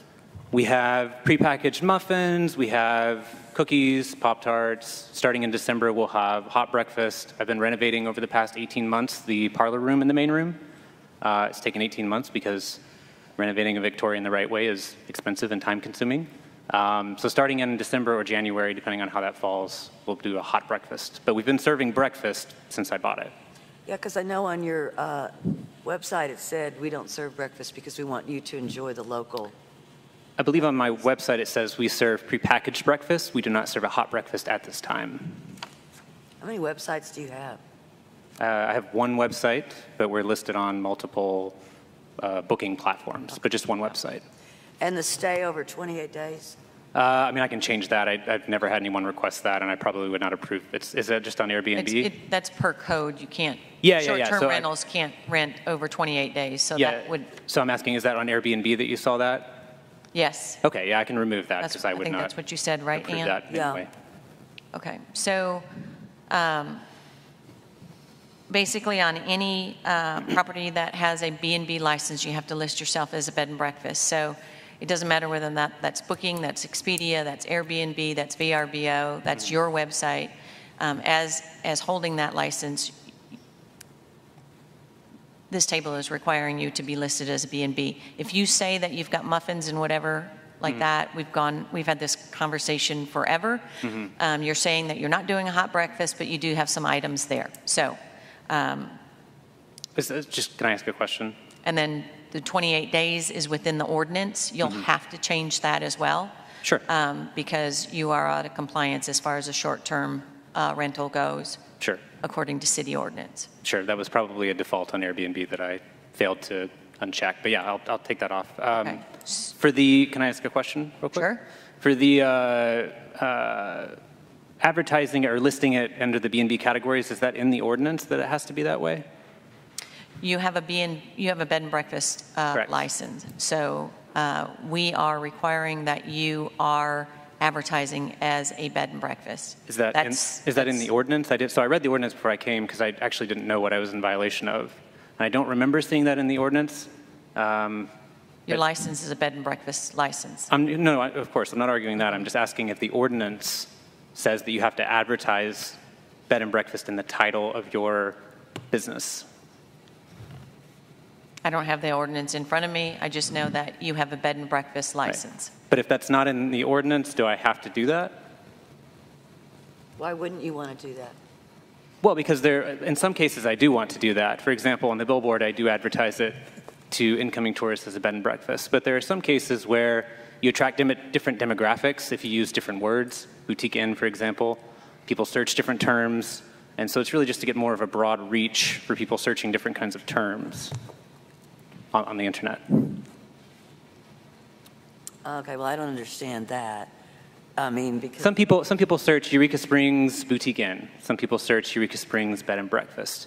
In either case, if they search those, it will lead to the Peabody House because I have different advertising strategies online. We don't have a approved use for Boutique Inn in R1, 2, or 3. Correct, and I have a bed and breakfast license. But I guess what I'm asking is, does the ordinance say how you must advertise your business? Well, there's no approved use for a Boutique Inn. We don't even have that in code. Okay. So you are a bed and breakfast. Correct, but I guess, sorry, I'm still not clear. Is there something in the ordinance that does not allow me to say that I'm a Boutique Inn, which is a larger, according to the Bed and Breakfast Association in Arkansas, is a larger category under which bed and breakfasts fall. So if I say I'm a Boutique Inn, it's still an accurate statement. I'm a bed and breakfast, but I'm also a Boutique Inn. But you can't, I can't clarify, you can't advertise for something you're not licensed to have. You're not licensed. If I'm licensed to have a bed and breakfast, that is a form of an inn. But it's not a boutique. It is. It's like saying that I have, it's a subset of inns. Yeah, you can't really, it's not really acceptable to manipulate the language to justify your means. That you are licensed as a bed and breakfast. There are no ordinances that allow licensing of a boutique. And if you're advertising as a boutique, you're in violation of the ordinance. Can you read the ordinance where it says that I cannot advertise as a boutique inn or that I must advertise as a bed and breakfast? You could, so you're saying if that's the case, then you should be able to advertise it as a commercial zoo? No, because it's not under the zoo. There's inns, and under the category of inns, there are different kinds, one of which is a bed and breakfast. Yeah, but I mean, as far as your advertising, you're saying that you should be able to advertise whatever it is? No, not whatever it is. Specifically, that I should be able to advertise among the parent category of inns, which is, parent category of bed and breakfast, which would be an inn. Okay, I'm finished with my question, but I just want to say. Let's say. He's asking whether or not he has to advertise as a bed and breakfast. On all channels. On every platform out there that he is trying to sell a room at. There are some channels in which I do advertise. So do we have a rule? Do we have a ruling on anything that's actually contained in the ordinance about advertising? Does it must include the words bed and breakfast? His license is a bed and breakfast. Yeah, I get that. The category in our code is a bed and breakfast. There is no, what Ann is saying is there is no code, there is no definition for boutique, inn, or inn. Correct. In our code. I understand. Well, I mean, I think the question was correct. Why wouldn't you? But I understand that. But I think it's more important that the policies that you're offering your business have to comply with the ordinance from which you're licensed. Correct. Right? And then the question would be, why would you want to disguise the fact that you're a bed and breakfast, which gives the commission question marks as to what the motivation here is? That's the real issue, right? Yeah. So I mean, I don't know that there's an ordinance that says it has to be identified as bed and breakfast if you're licensed, but then the real question is, why not? Right. You know, that's the real question. But so long as your policies are clear, that it complies with the ordinance, I would think that's the key thing. Sure. So if you want to call it Smith Inn Bed and Breakfast, I mean. Yeah, and again, I have a 10 by 20 foot billboard coming into town with a picture of the house on it that says Peabody House Bed and Breakfast. So I'm not trying to hide the fact. It's just there are different reasons for advertising on different channels under using slightly different wording that's still not false advertising. So what are the specific reasons why he's here for the show cause again? I see that, but I mean, are we? I think it sounds like the 28 days. It sounds like the 28 days thing, which of course I'll take that off Airbnb. Is there anything else that needs to be modified according to ordinances? You do need to be listed on Airbnb that you're a bed and breakfast. Is that in the ordinance? Well, this is the thing. When you Google Uh-huh. I don't know that you're a bed and breakfast on Airbnb. It doesn't tell me. So I get almost no bookings through So that Airbnb. just tells me that you're a tourist lodging. I'm not. I have a bed and breakfast license. I have a billboard saying I'm a bed and There's breakfast. a bed and breakfast category in Airbnb. There is, but is it saying in the ordinance that I have to be in the bed and breakfast category is what I'm asking. On Airbnb specifically. Well, you just need, when people Google you, to know that they get breakfast and that you are a bed and breakfast. Do you live there? I lived there until September, and I now have an innkeeper who lives there because we will start serving breakfast. Okay. Well, I can't tell you how to run your business, but I can tell you that if you are trying to disguise the fact or circumvent the ordinances for bed and breakfast in order to try to do other types of lodging, that ain't going to work out real good for you, would be my guess. Sure. So you can conduct your business the way you want to the extent it's in compliance with the ordinance. Okay. And there you go. I would think I'd want to overtly say that what you did, because this town attracts a lot of bed and breakfast. Anything other than that would tell me that you, and I'm not saying that you do, then you're letting the commission know I might be trying to circumvent the rule. And that is a problem. I think that would make sense if I didn't have a massive billboard saying it was a bed and breakfast. I think that, yeah, if I didn't have the billboard. So again, I advertise differently in different ways, but one of those is as a specifically bed and breakfast. Well, I'm guessing the billboard costs you a lot more than a website. So if it was me, I would try to make them consistent. Again, not trying to tell you how to run the business, just telling you what would be, what's going to keep you in good stead with the bed and breakfast license. And what were the items that you had? On Peabody? Boutique Inn, not listed as B&B, not listed on Airbnb, in the bed and breakfast category, listed on Airbnb for stays over 28 days.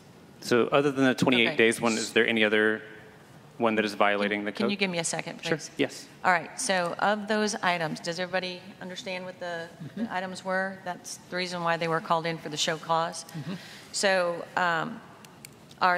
does anyone want to make a motion as to any requirement that we are asking of 7 Armstrong to be completed within 30 days? I make a motion that we approve the continued CUP for 7 Armstrong, that within the 30 days, the stay over 28 days goes away, that you ensure your advertising lists you as a bed and breakfast. Second? All right, so I just want to make sure that I understand what you're saying. You're saying that we're going to go ahead and continue their CUP at 7 Armstrong as long as they remove the 28-day stay option on Airbnb and that they advertise on all platforms as a bed and breakfast? Okay. All right, so we've got a motion, and did we get a second, David? Yeah. Or Fergie, you? Okay. So that's the motion. All those in favor signify by saying aye. Aye. Any Aye. opposed? Did you vote? I did. Aye. Okay, all right, so 6-0? Okay, sorry. Okay, so then my next question is, Cassie, and this is just administrative, are you wanting on all of these, I know we've got a postponement on 6 Douglas, on 7 Armstrong, do you want to go ahead and send a letter out for show cause follow-up on our next meeting, or do you want to allow Cassie to communicate with the property and make sure that it's all correct? I'm not understanding. Do you want to automatically send them out a letter that says they have to come back at our next meeting, and we can review it then to make sure that they've done these things? We're not talking about him. He's done, right? We've approved him? Yeah, we're done, sorry. This is Sorry. administrative. Okay. On any of these, we know we've got a postponement for 6 Douglas. For any of these, whether it's 7 Armstrong, 19 Thomas, 105, 109 Breezy Point, do we want to automatically require them to come to our next meeting, or are we going to allow Cassie to determine whether or not they've done what we requested? Well, I don't know how they can do what we've requested if we haven't talked to them. Okay, I'm going to say that we should have them come back for the next meeting.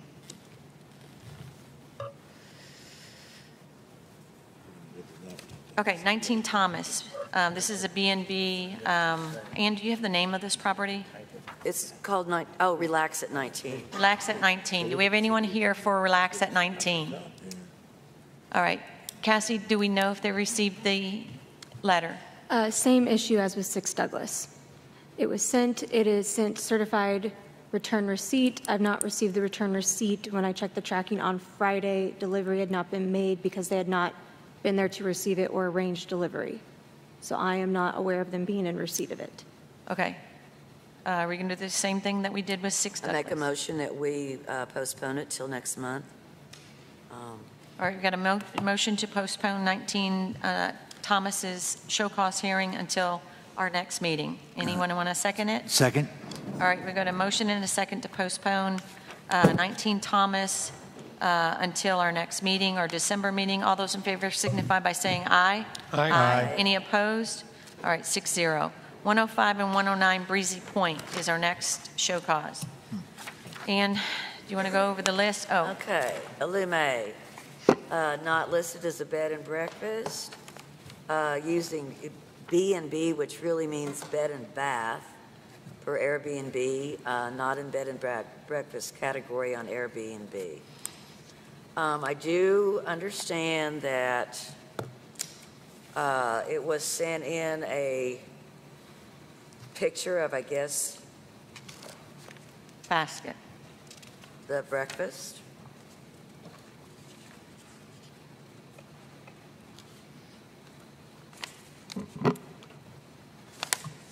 All right, property owner is here. You want to state your name and your address, please? Anthony Freeman, 105 Breezy Point Circle.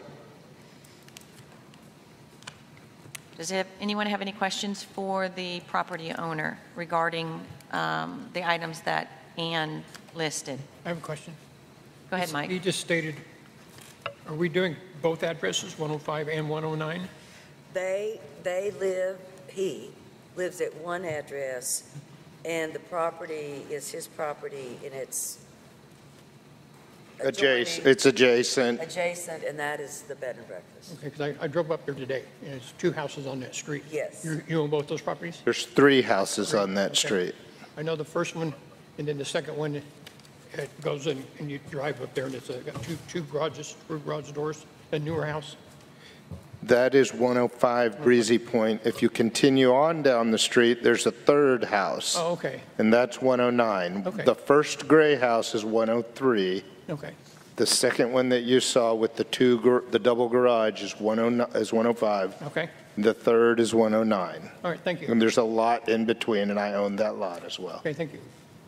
And just to clarify, before it comes up, 105 and 109 Breezy Point are on the same CUP. That's why they're listed together. Yeah, because they live, Okay. he lives in That's correct. one, and then the other one is the Okay, got it, B&B. got it. So they're considered, living on. And this, when was this property we approved the CUP, was it 2.5 years ago? Or was it almost 3? It's been a while. Maybe about a year. Has it only been a year? It's been longer than a year. It's been at least 2 years, if not 2.5. 23, that may have been the occupancy permit. I've got everything here, but Okay. for the sake of argument, I'll go along with 2 years. So I'm a little unclear because all that I saw here was 180 days and B&Bs are required to provide breakfast. So definitely I've been operating for 180 days and definitely I've always provided breakfast. I wasn't aware that we were required to advertise that we provided breakfast because it seems self-evident you're a bed and breakfast. So I didn't put it in the ad. We did correct that, but it never occurred to me to show a picture of or say we serve breakfast at a bed and breakfast. And I didn't know B&B was bed and bath. I thought that was bed and Well, breakfast. if you're looking at an Airbnb platform, the original Airbnb, B&B was bed and bath. It wasn't bed and breakfast, so. Okay. Cassie, did we send, was the original letter, was it for the 180 days as well?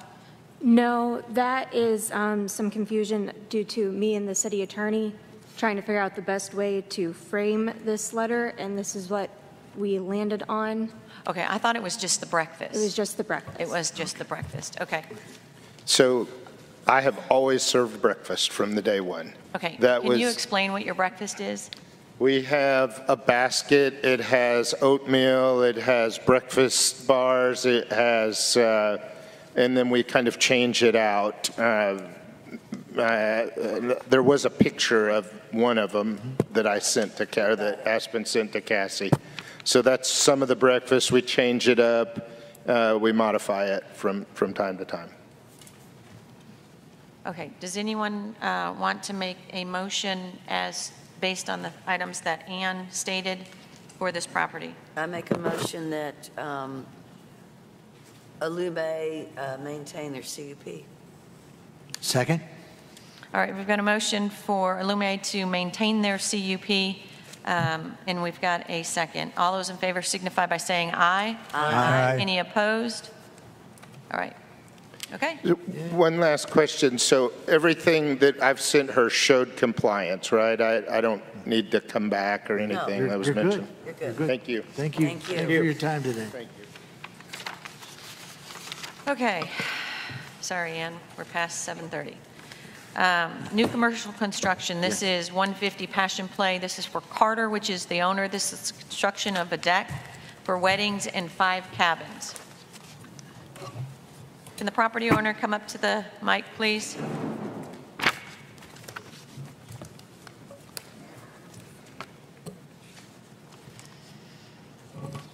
Can you state your name and your address, please? Heather Carter at 44 Prospect in Eureka Springs. Okay. This is a new commercial construction application. This property is located in C2C, which is commercial, contemporary commercial zone. There's an existing building there, which is a restaurant and venue.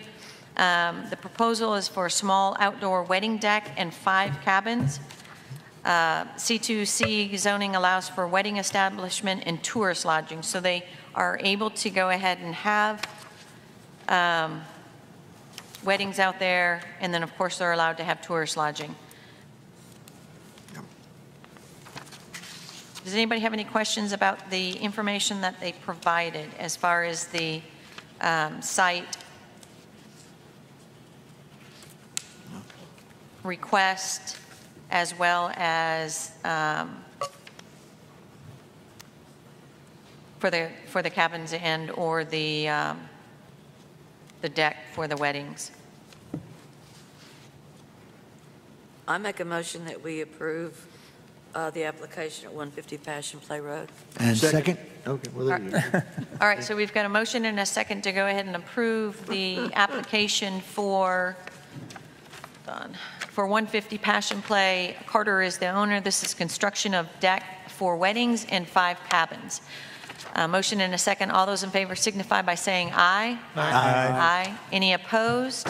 All right, so we've got 6-0. So you'll just have to follow up with Cassie tomorrow in order to get the proper paperwork that you need.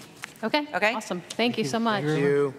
Number 3 on this construction, or under new business. New commercial construction at 3094 East Van Buren. This is for McGuire is the applicant. This is adding a deck for outdoor dining space, and if I understand, this is a commercial property with the name of Mealy. Yes. Yes? Yes, that's correct. Okay. All right. Everybody has their application. Let me get to the right page. I have a question. A motion to discuss. No, thank you. Yes. It's already built. Motion to discuss. I'll give you a second. Oh, I'm sorry. Okay, go ahead, Mike. It's already built. I drove by there and it's already there. So this was supposed to be an application for commercial, contemporary commercial zone. It has the restaurant already there. It is a proposal for a deck expansion for exterior dining.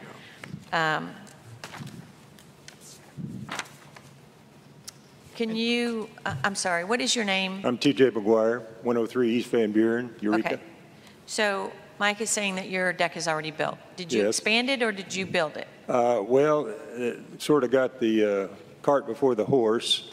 This was unfortunately lack of understanding by the owner and presumed contractor, and got a little ahead of themselves and did start construction. It was red tagged by Paul when he came on board, and it was in the period when the building inspector wasn't with us anymore, prior to Paul. So we're bringing this to you a little bit remiss, but nothing's been done on the project for a couple of months since it's been red tagged. I mean, it looks great. I'm just- Well, it is- but it- thank you. That's what I was, That was the that's the point I intent. was making. Paul, can you come up for a minute?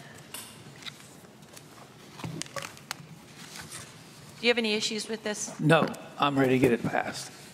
Okay. Is it completed? No. Okay.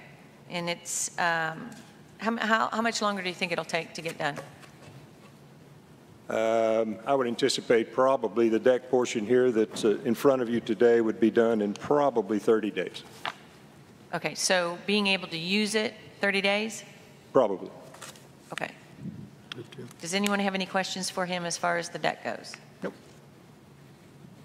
All right. Anyone want to make a motion? Make a motion to approve building of the deck at 3094 East Van Buren. Second. Got a motion and a second to I approve have one more the, thing. There's a fence too, Yes. so we approving the fence also. okay, this application is, okay, go ahead. Going to amend my motion. Okay. To approve the deck and fence for the outdoor dining space at 3094 East Van Buren. Second. All right, so we've got a motion to approve new commercial construction at 3094 East Van Buren. McGuire is the applicant, and this is to add a deck and fence for outdoor dining space. All those in favor signify by saying aye. Aye. Any opposed? All right, you're good. Thank you, guys.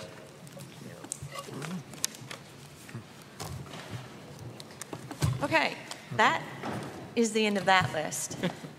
We're going to go into commission business and B&B ordinance updates. We got our second reading last night. I feel like we got a win. So hopefully the next 2 weeks they'll do the third reading and we will move forward. Okay. Does anyone have any questions about that? No. Nope? Okay. It's going forward. The ADP, Area Development Plan.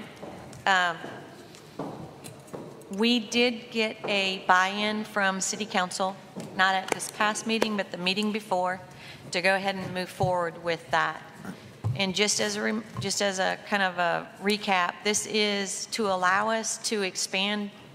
This is to allow us to indicate on our maps potential future growth of Eureka Springs up to a mile out from the perimeter of the entire city limits boundary. Right, a planning area boundary. Planning area boundary. Sorry, I'm trying to. I've got a map back here. It's Tom's map. Tom was nice enough to go ahead and show me the map he had.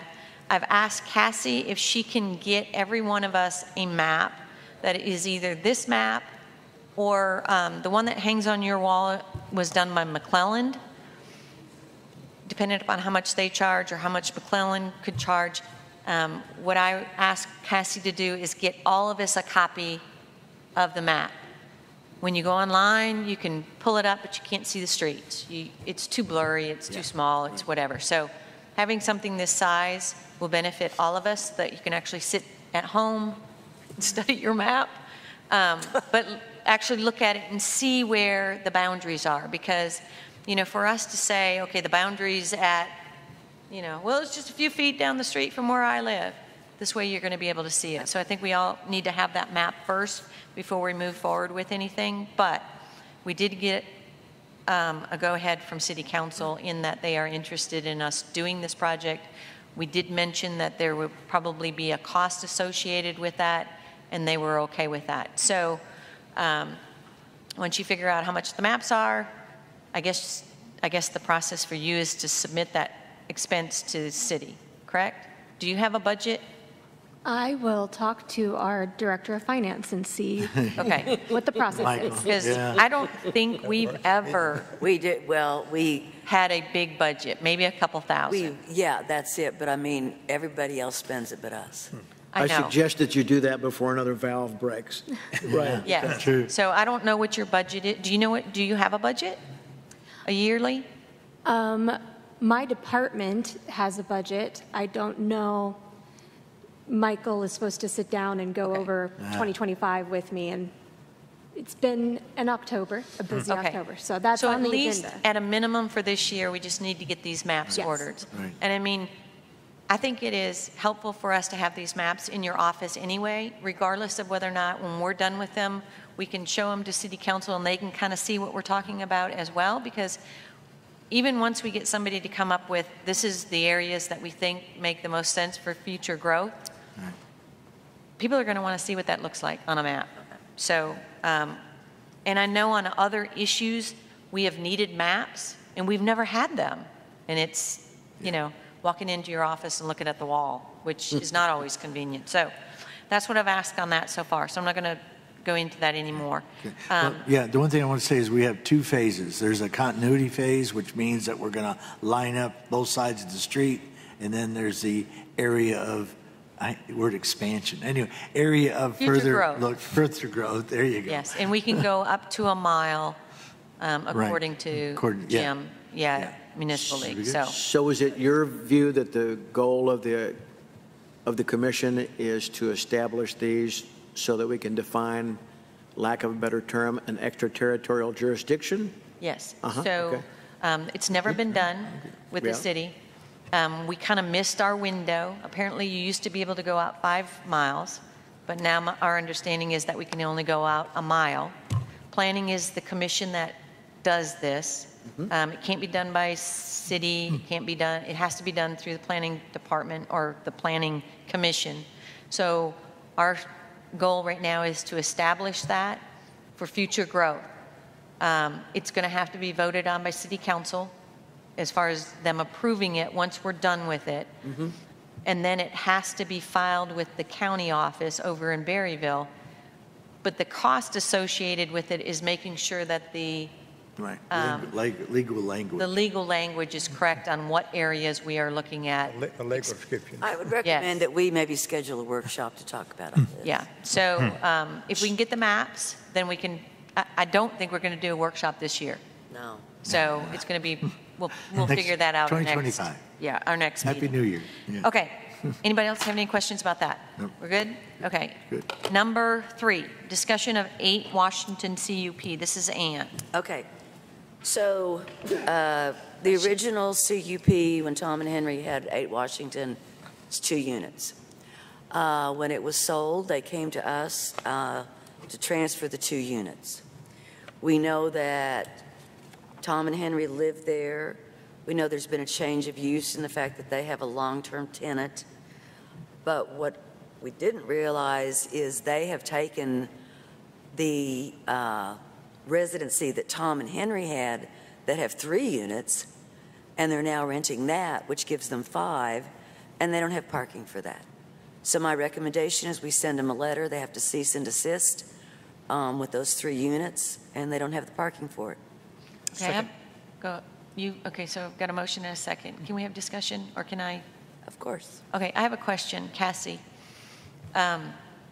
So the original vote that we had here at this table to take their CUP away, Was appealed, and they won their appeal. they won their appeal. But it wasn't based on those 3 units. That's right. It was not based, right. Okay, so this is this is something new. I did not know it till I got on their website, Airbnb. Okay, so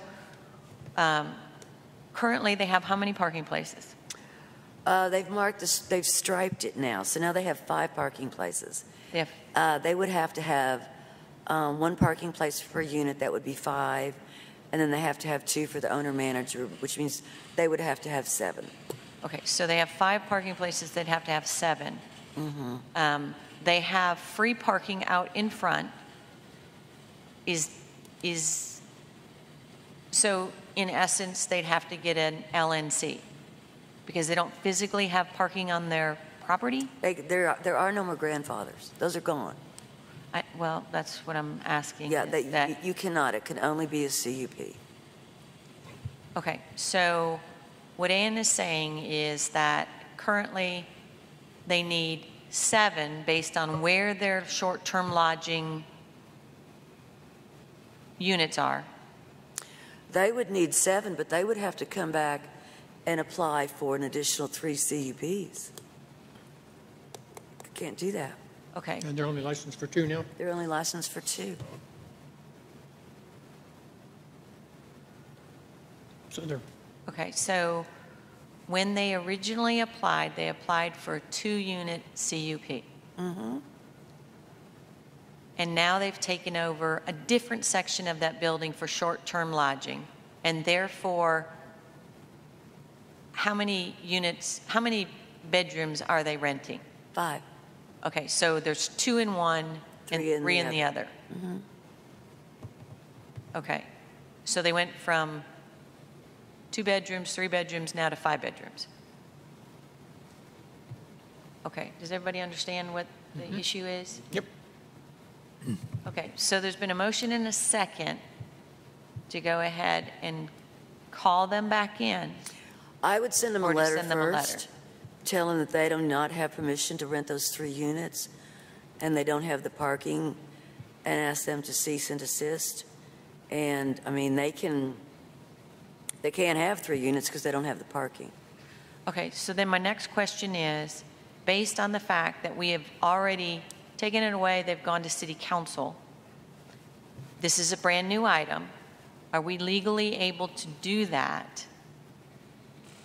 I don't know.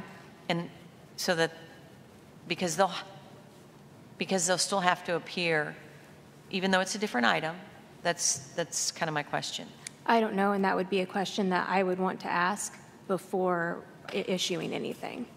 Okay. I agree with that. So it makes sense if it's a different issue, that they should be able to come back and go through the process just like they did before. Right. Because we're not going over the same issues again. Because I would assume that they'd have to wait, we may have to wait a year or whatever. Yeah, this isn't even the same issue. Okay, so do you want to make a motion to ask Cassie to get that information for us? Or do you want to send a letter to them? Well, no, I make a motion that we have Cassie look into this, what the process should be to get this moving forward. I have no problem with that. Okay. Second? Okay, Mike, you seconded the first I one. withdraw that second. Okay, so the motion is to have, we know that there's an issue with parking.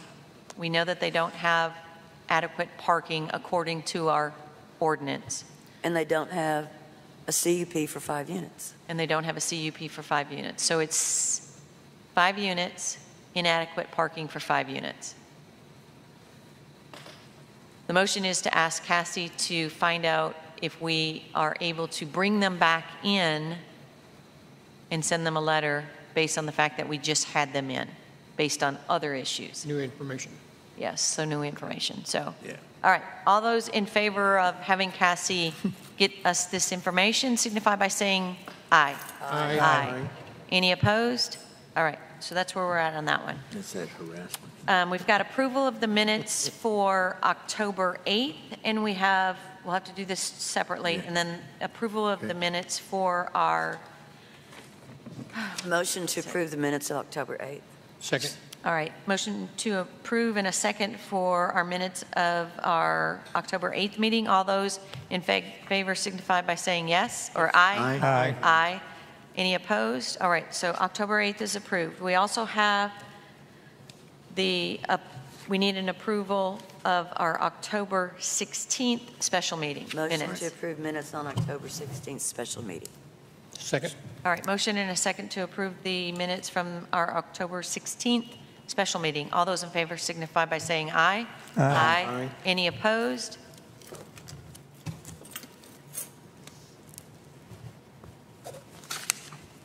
Agenda setting. We made it.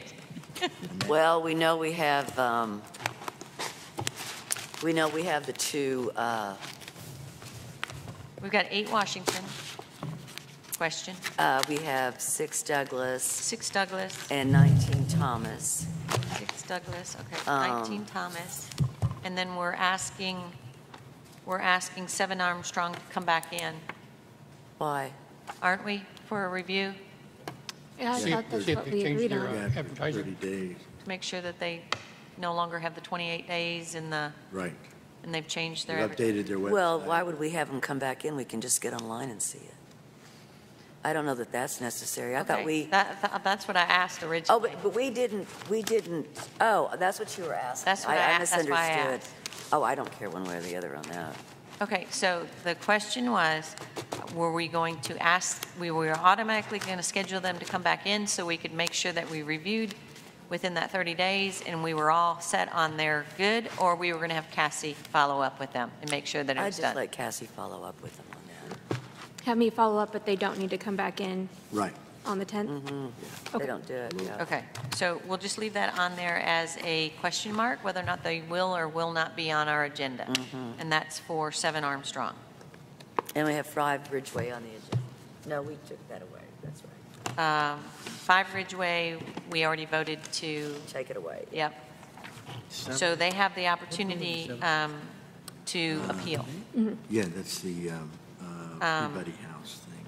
Okay. Okay, area development, we need to discuss, Yeah, Peabody House. hopefully we'll have maps by then, and we need to discuss workshop. Okay. For 2025. For next year. Yes, 2025. Yeah. So let's leave that on there so we can set those dates. And we're going to leave the B&B ordinance updates on there. Hopefully we'll know. Hopefully we'll be done. Yep, hopefully we'll be done with that. Hope so.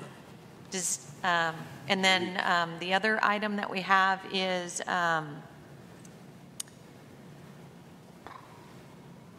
we can't elect new officers until January, correct? Correct. I am not going to be able to do it again because we have a 2-year thing. Okay. So y'all need to figure out who's going to be what. All right. Start thinking about that. Start thinking about that. Okay. I'm not going to be here either. She looked at me, yeah. And Mike won't be here. I'm the co-chair now. So it's going to be between the 1, 2, 3, 4, 5 of us. Yeah, 5 of us. Now, we'll be losing, you're staying, okay. So we No, got I'm that. not, I Well- was worried about when David. He'll be on city council Yeah. Right, that's what I mean. in yeah. January. He'll be Right. here for our December meeting, but he won't be for January. Okay, So, so we still have 2 openings yeah. on planning, so. Good. Okay, anybody else want to add anything else to our, do you want to add something? Yeah. Okay, speak up. No, we had the discussion today, of course, on that 4,000 square foot, lot size. And this is going to come up, I think, more and more because people want to build here, and there's not that many places to build here. And I think it'd be worthwhile. I don't know how far we want to go because we'll have to go to city council anyway, but do we want to at least discuss maybe reducing lot size? And this It is came up only in on Angus residential, Street. If you- right? Yeah, This is Yeah. just residential. right, residential, yeah, that's all we're talking, residential. Yeah, Okay. yeah, I agree. We ought to put it on the agenda, yeah. So residential lot lot size discussion. Right. Yeah. Okay. And we probably ought to have the same, as we do that, make sure we bounce it off our code guy too, because, we get his feedback. I do have one other thing for that. Cassie, I'm going to have everybody vote on this, but can we send a letter to Paul to indicate that any tree cuts have to be flagged? Yes, Paul is aware of that now. He is now. Yes. Okay, so we don't need to vote on it and send him a letter to say, Yeah, go ahead. so it's on record. Another problem, we had a tree cut application before we did the tree ordinance. It's not been updated. Yes. Jacob had his own application, which was Yeah. not in conformance with the tree ordinance. So I don't know whether it's something that needs to go, or we Let's- just have Cassie modify the application. two applications and make them conform to the ordinance? Yeah. Or do we want to have put it on the agenda? Why don't we put that on the agenda for next time? What I'm going to do is put on here tree cut application. Update or something, whatever. Yeah. Yes. Right. And then we can send a letter to whoever, whatever, however we vote, but they're not right. I mean, they're not correct yet. Yeah. So it's the tree cut application in the building permit. Right. It's both, right? Well, Because he has his own building permit. but he just should created only it. be I mean, using one. it never would run past us. He just did that. Okay, So all right. we used to just have one application for tree cut. Okay, Then Jacob came along and he kept our application, which had not been updated because of the new tree cut. And then he added some language in his application without coming to us. He put in there wrong. So, okay, can you look at everything that you've seen and then just circle the items so Yeah. that, and I'll just put it on here we'll just put it as tree cut application discussion. Okay. There yeah. you go. Okay, anybody else? One David? more thing, and that is, it came up today, and obviously I'm just not familiar. On a show cause hearing, are the triggering events for those such as you saw advertising that may not be consistent with their permit, or you had a complaint, or you had physical personal observation of something was in violation? Typically, what triggers the show cause hearing? We review them online to see what they're doing, and we have a group of them that have not been advertising as bed and breakfast and not been advertising breakfast and really becoming tourist lodging. There is no more tourist lodging in our 1, 2, or 3. No, I get this. Yeah. But the fact that we could not answer affirmatively just like that. Yes, read our advertising compliance section for bed and breakfast.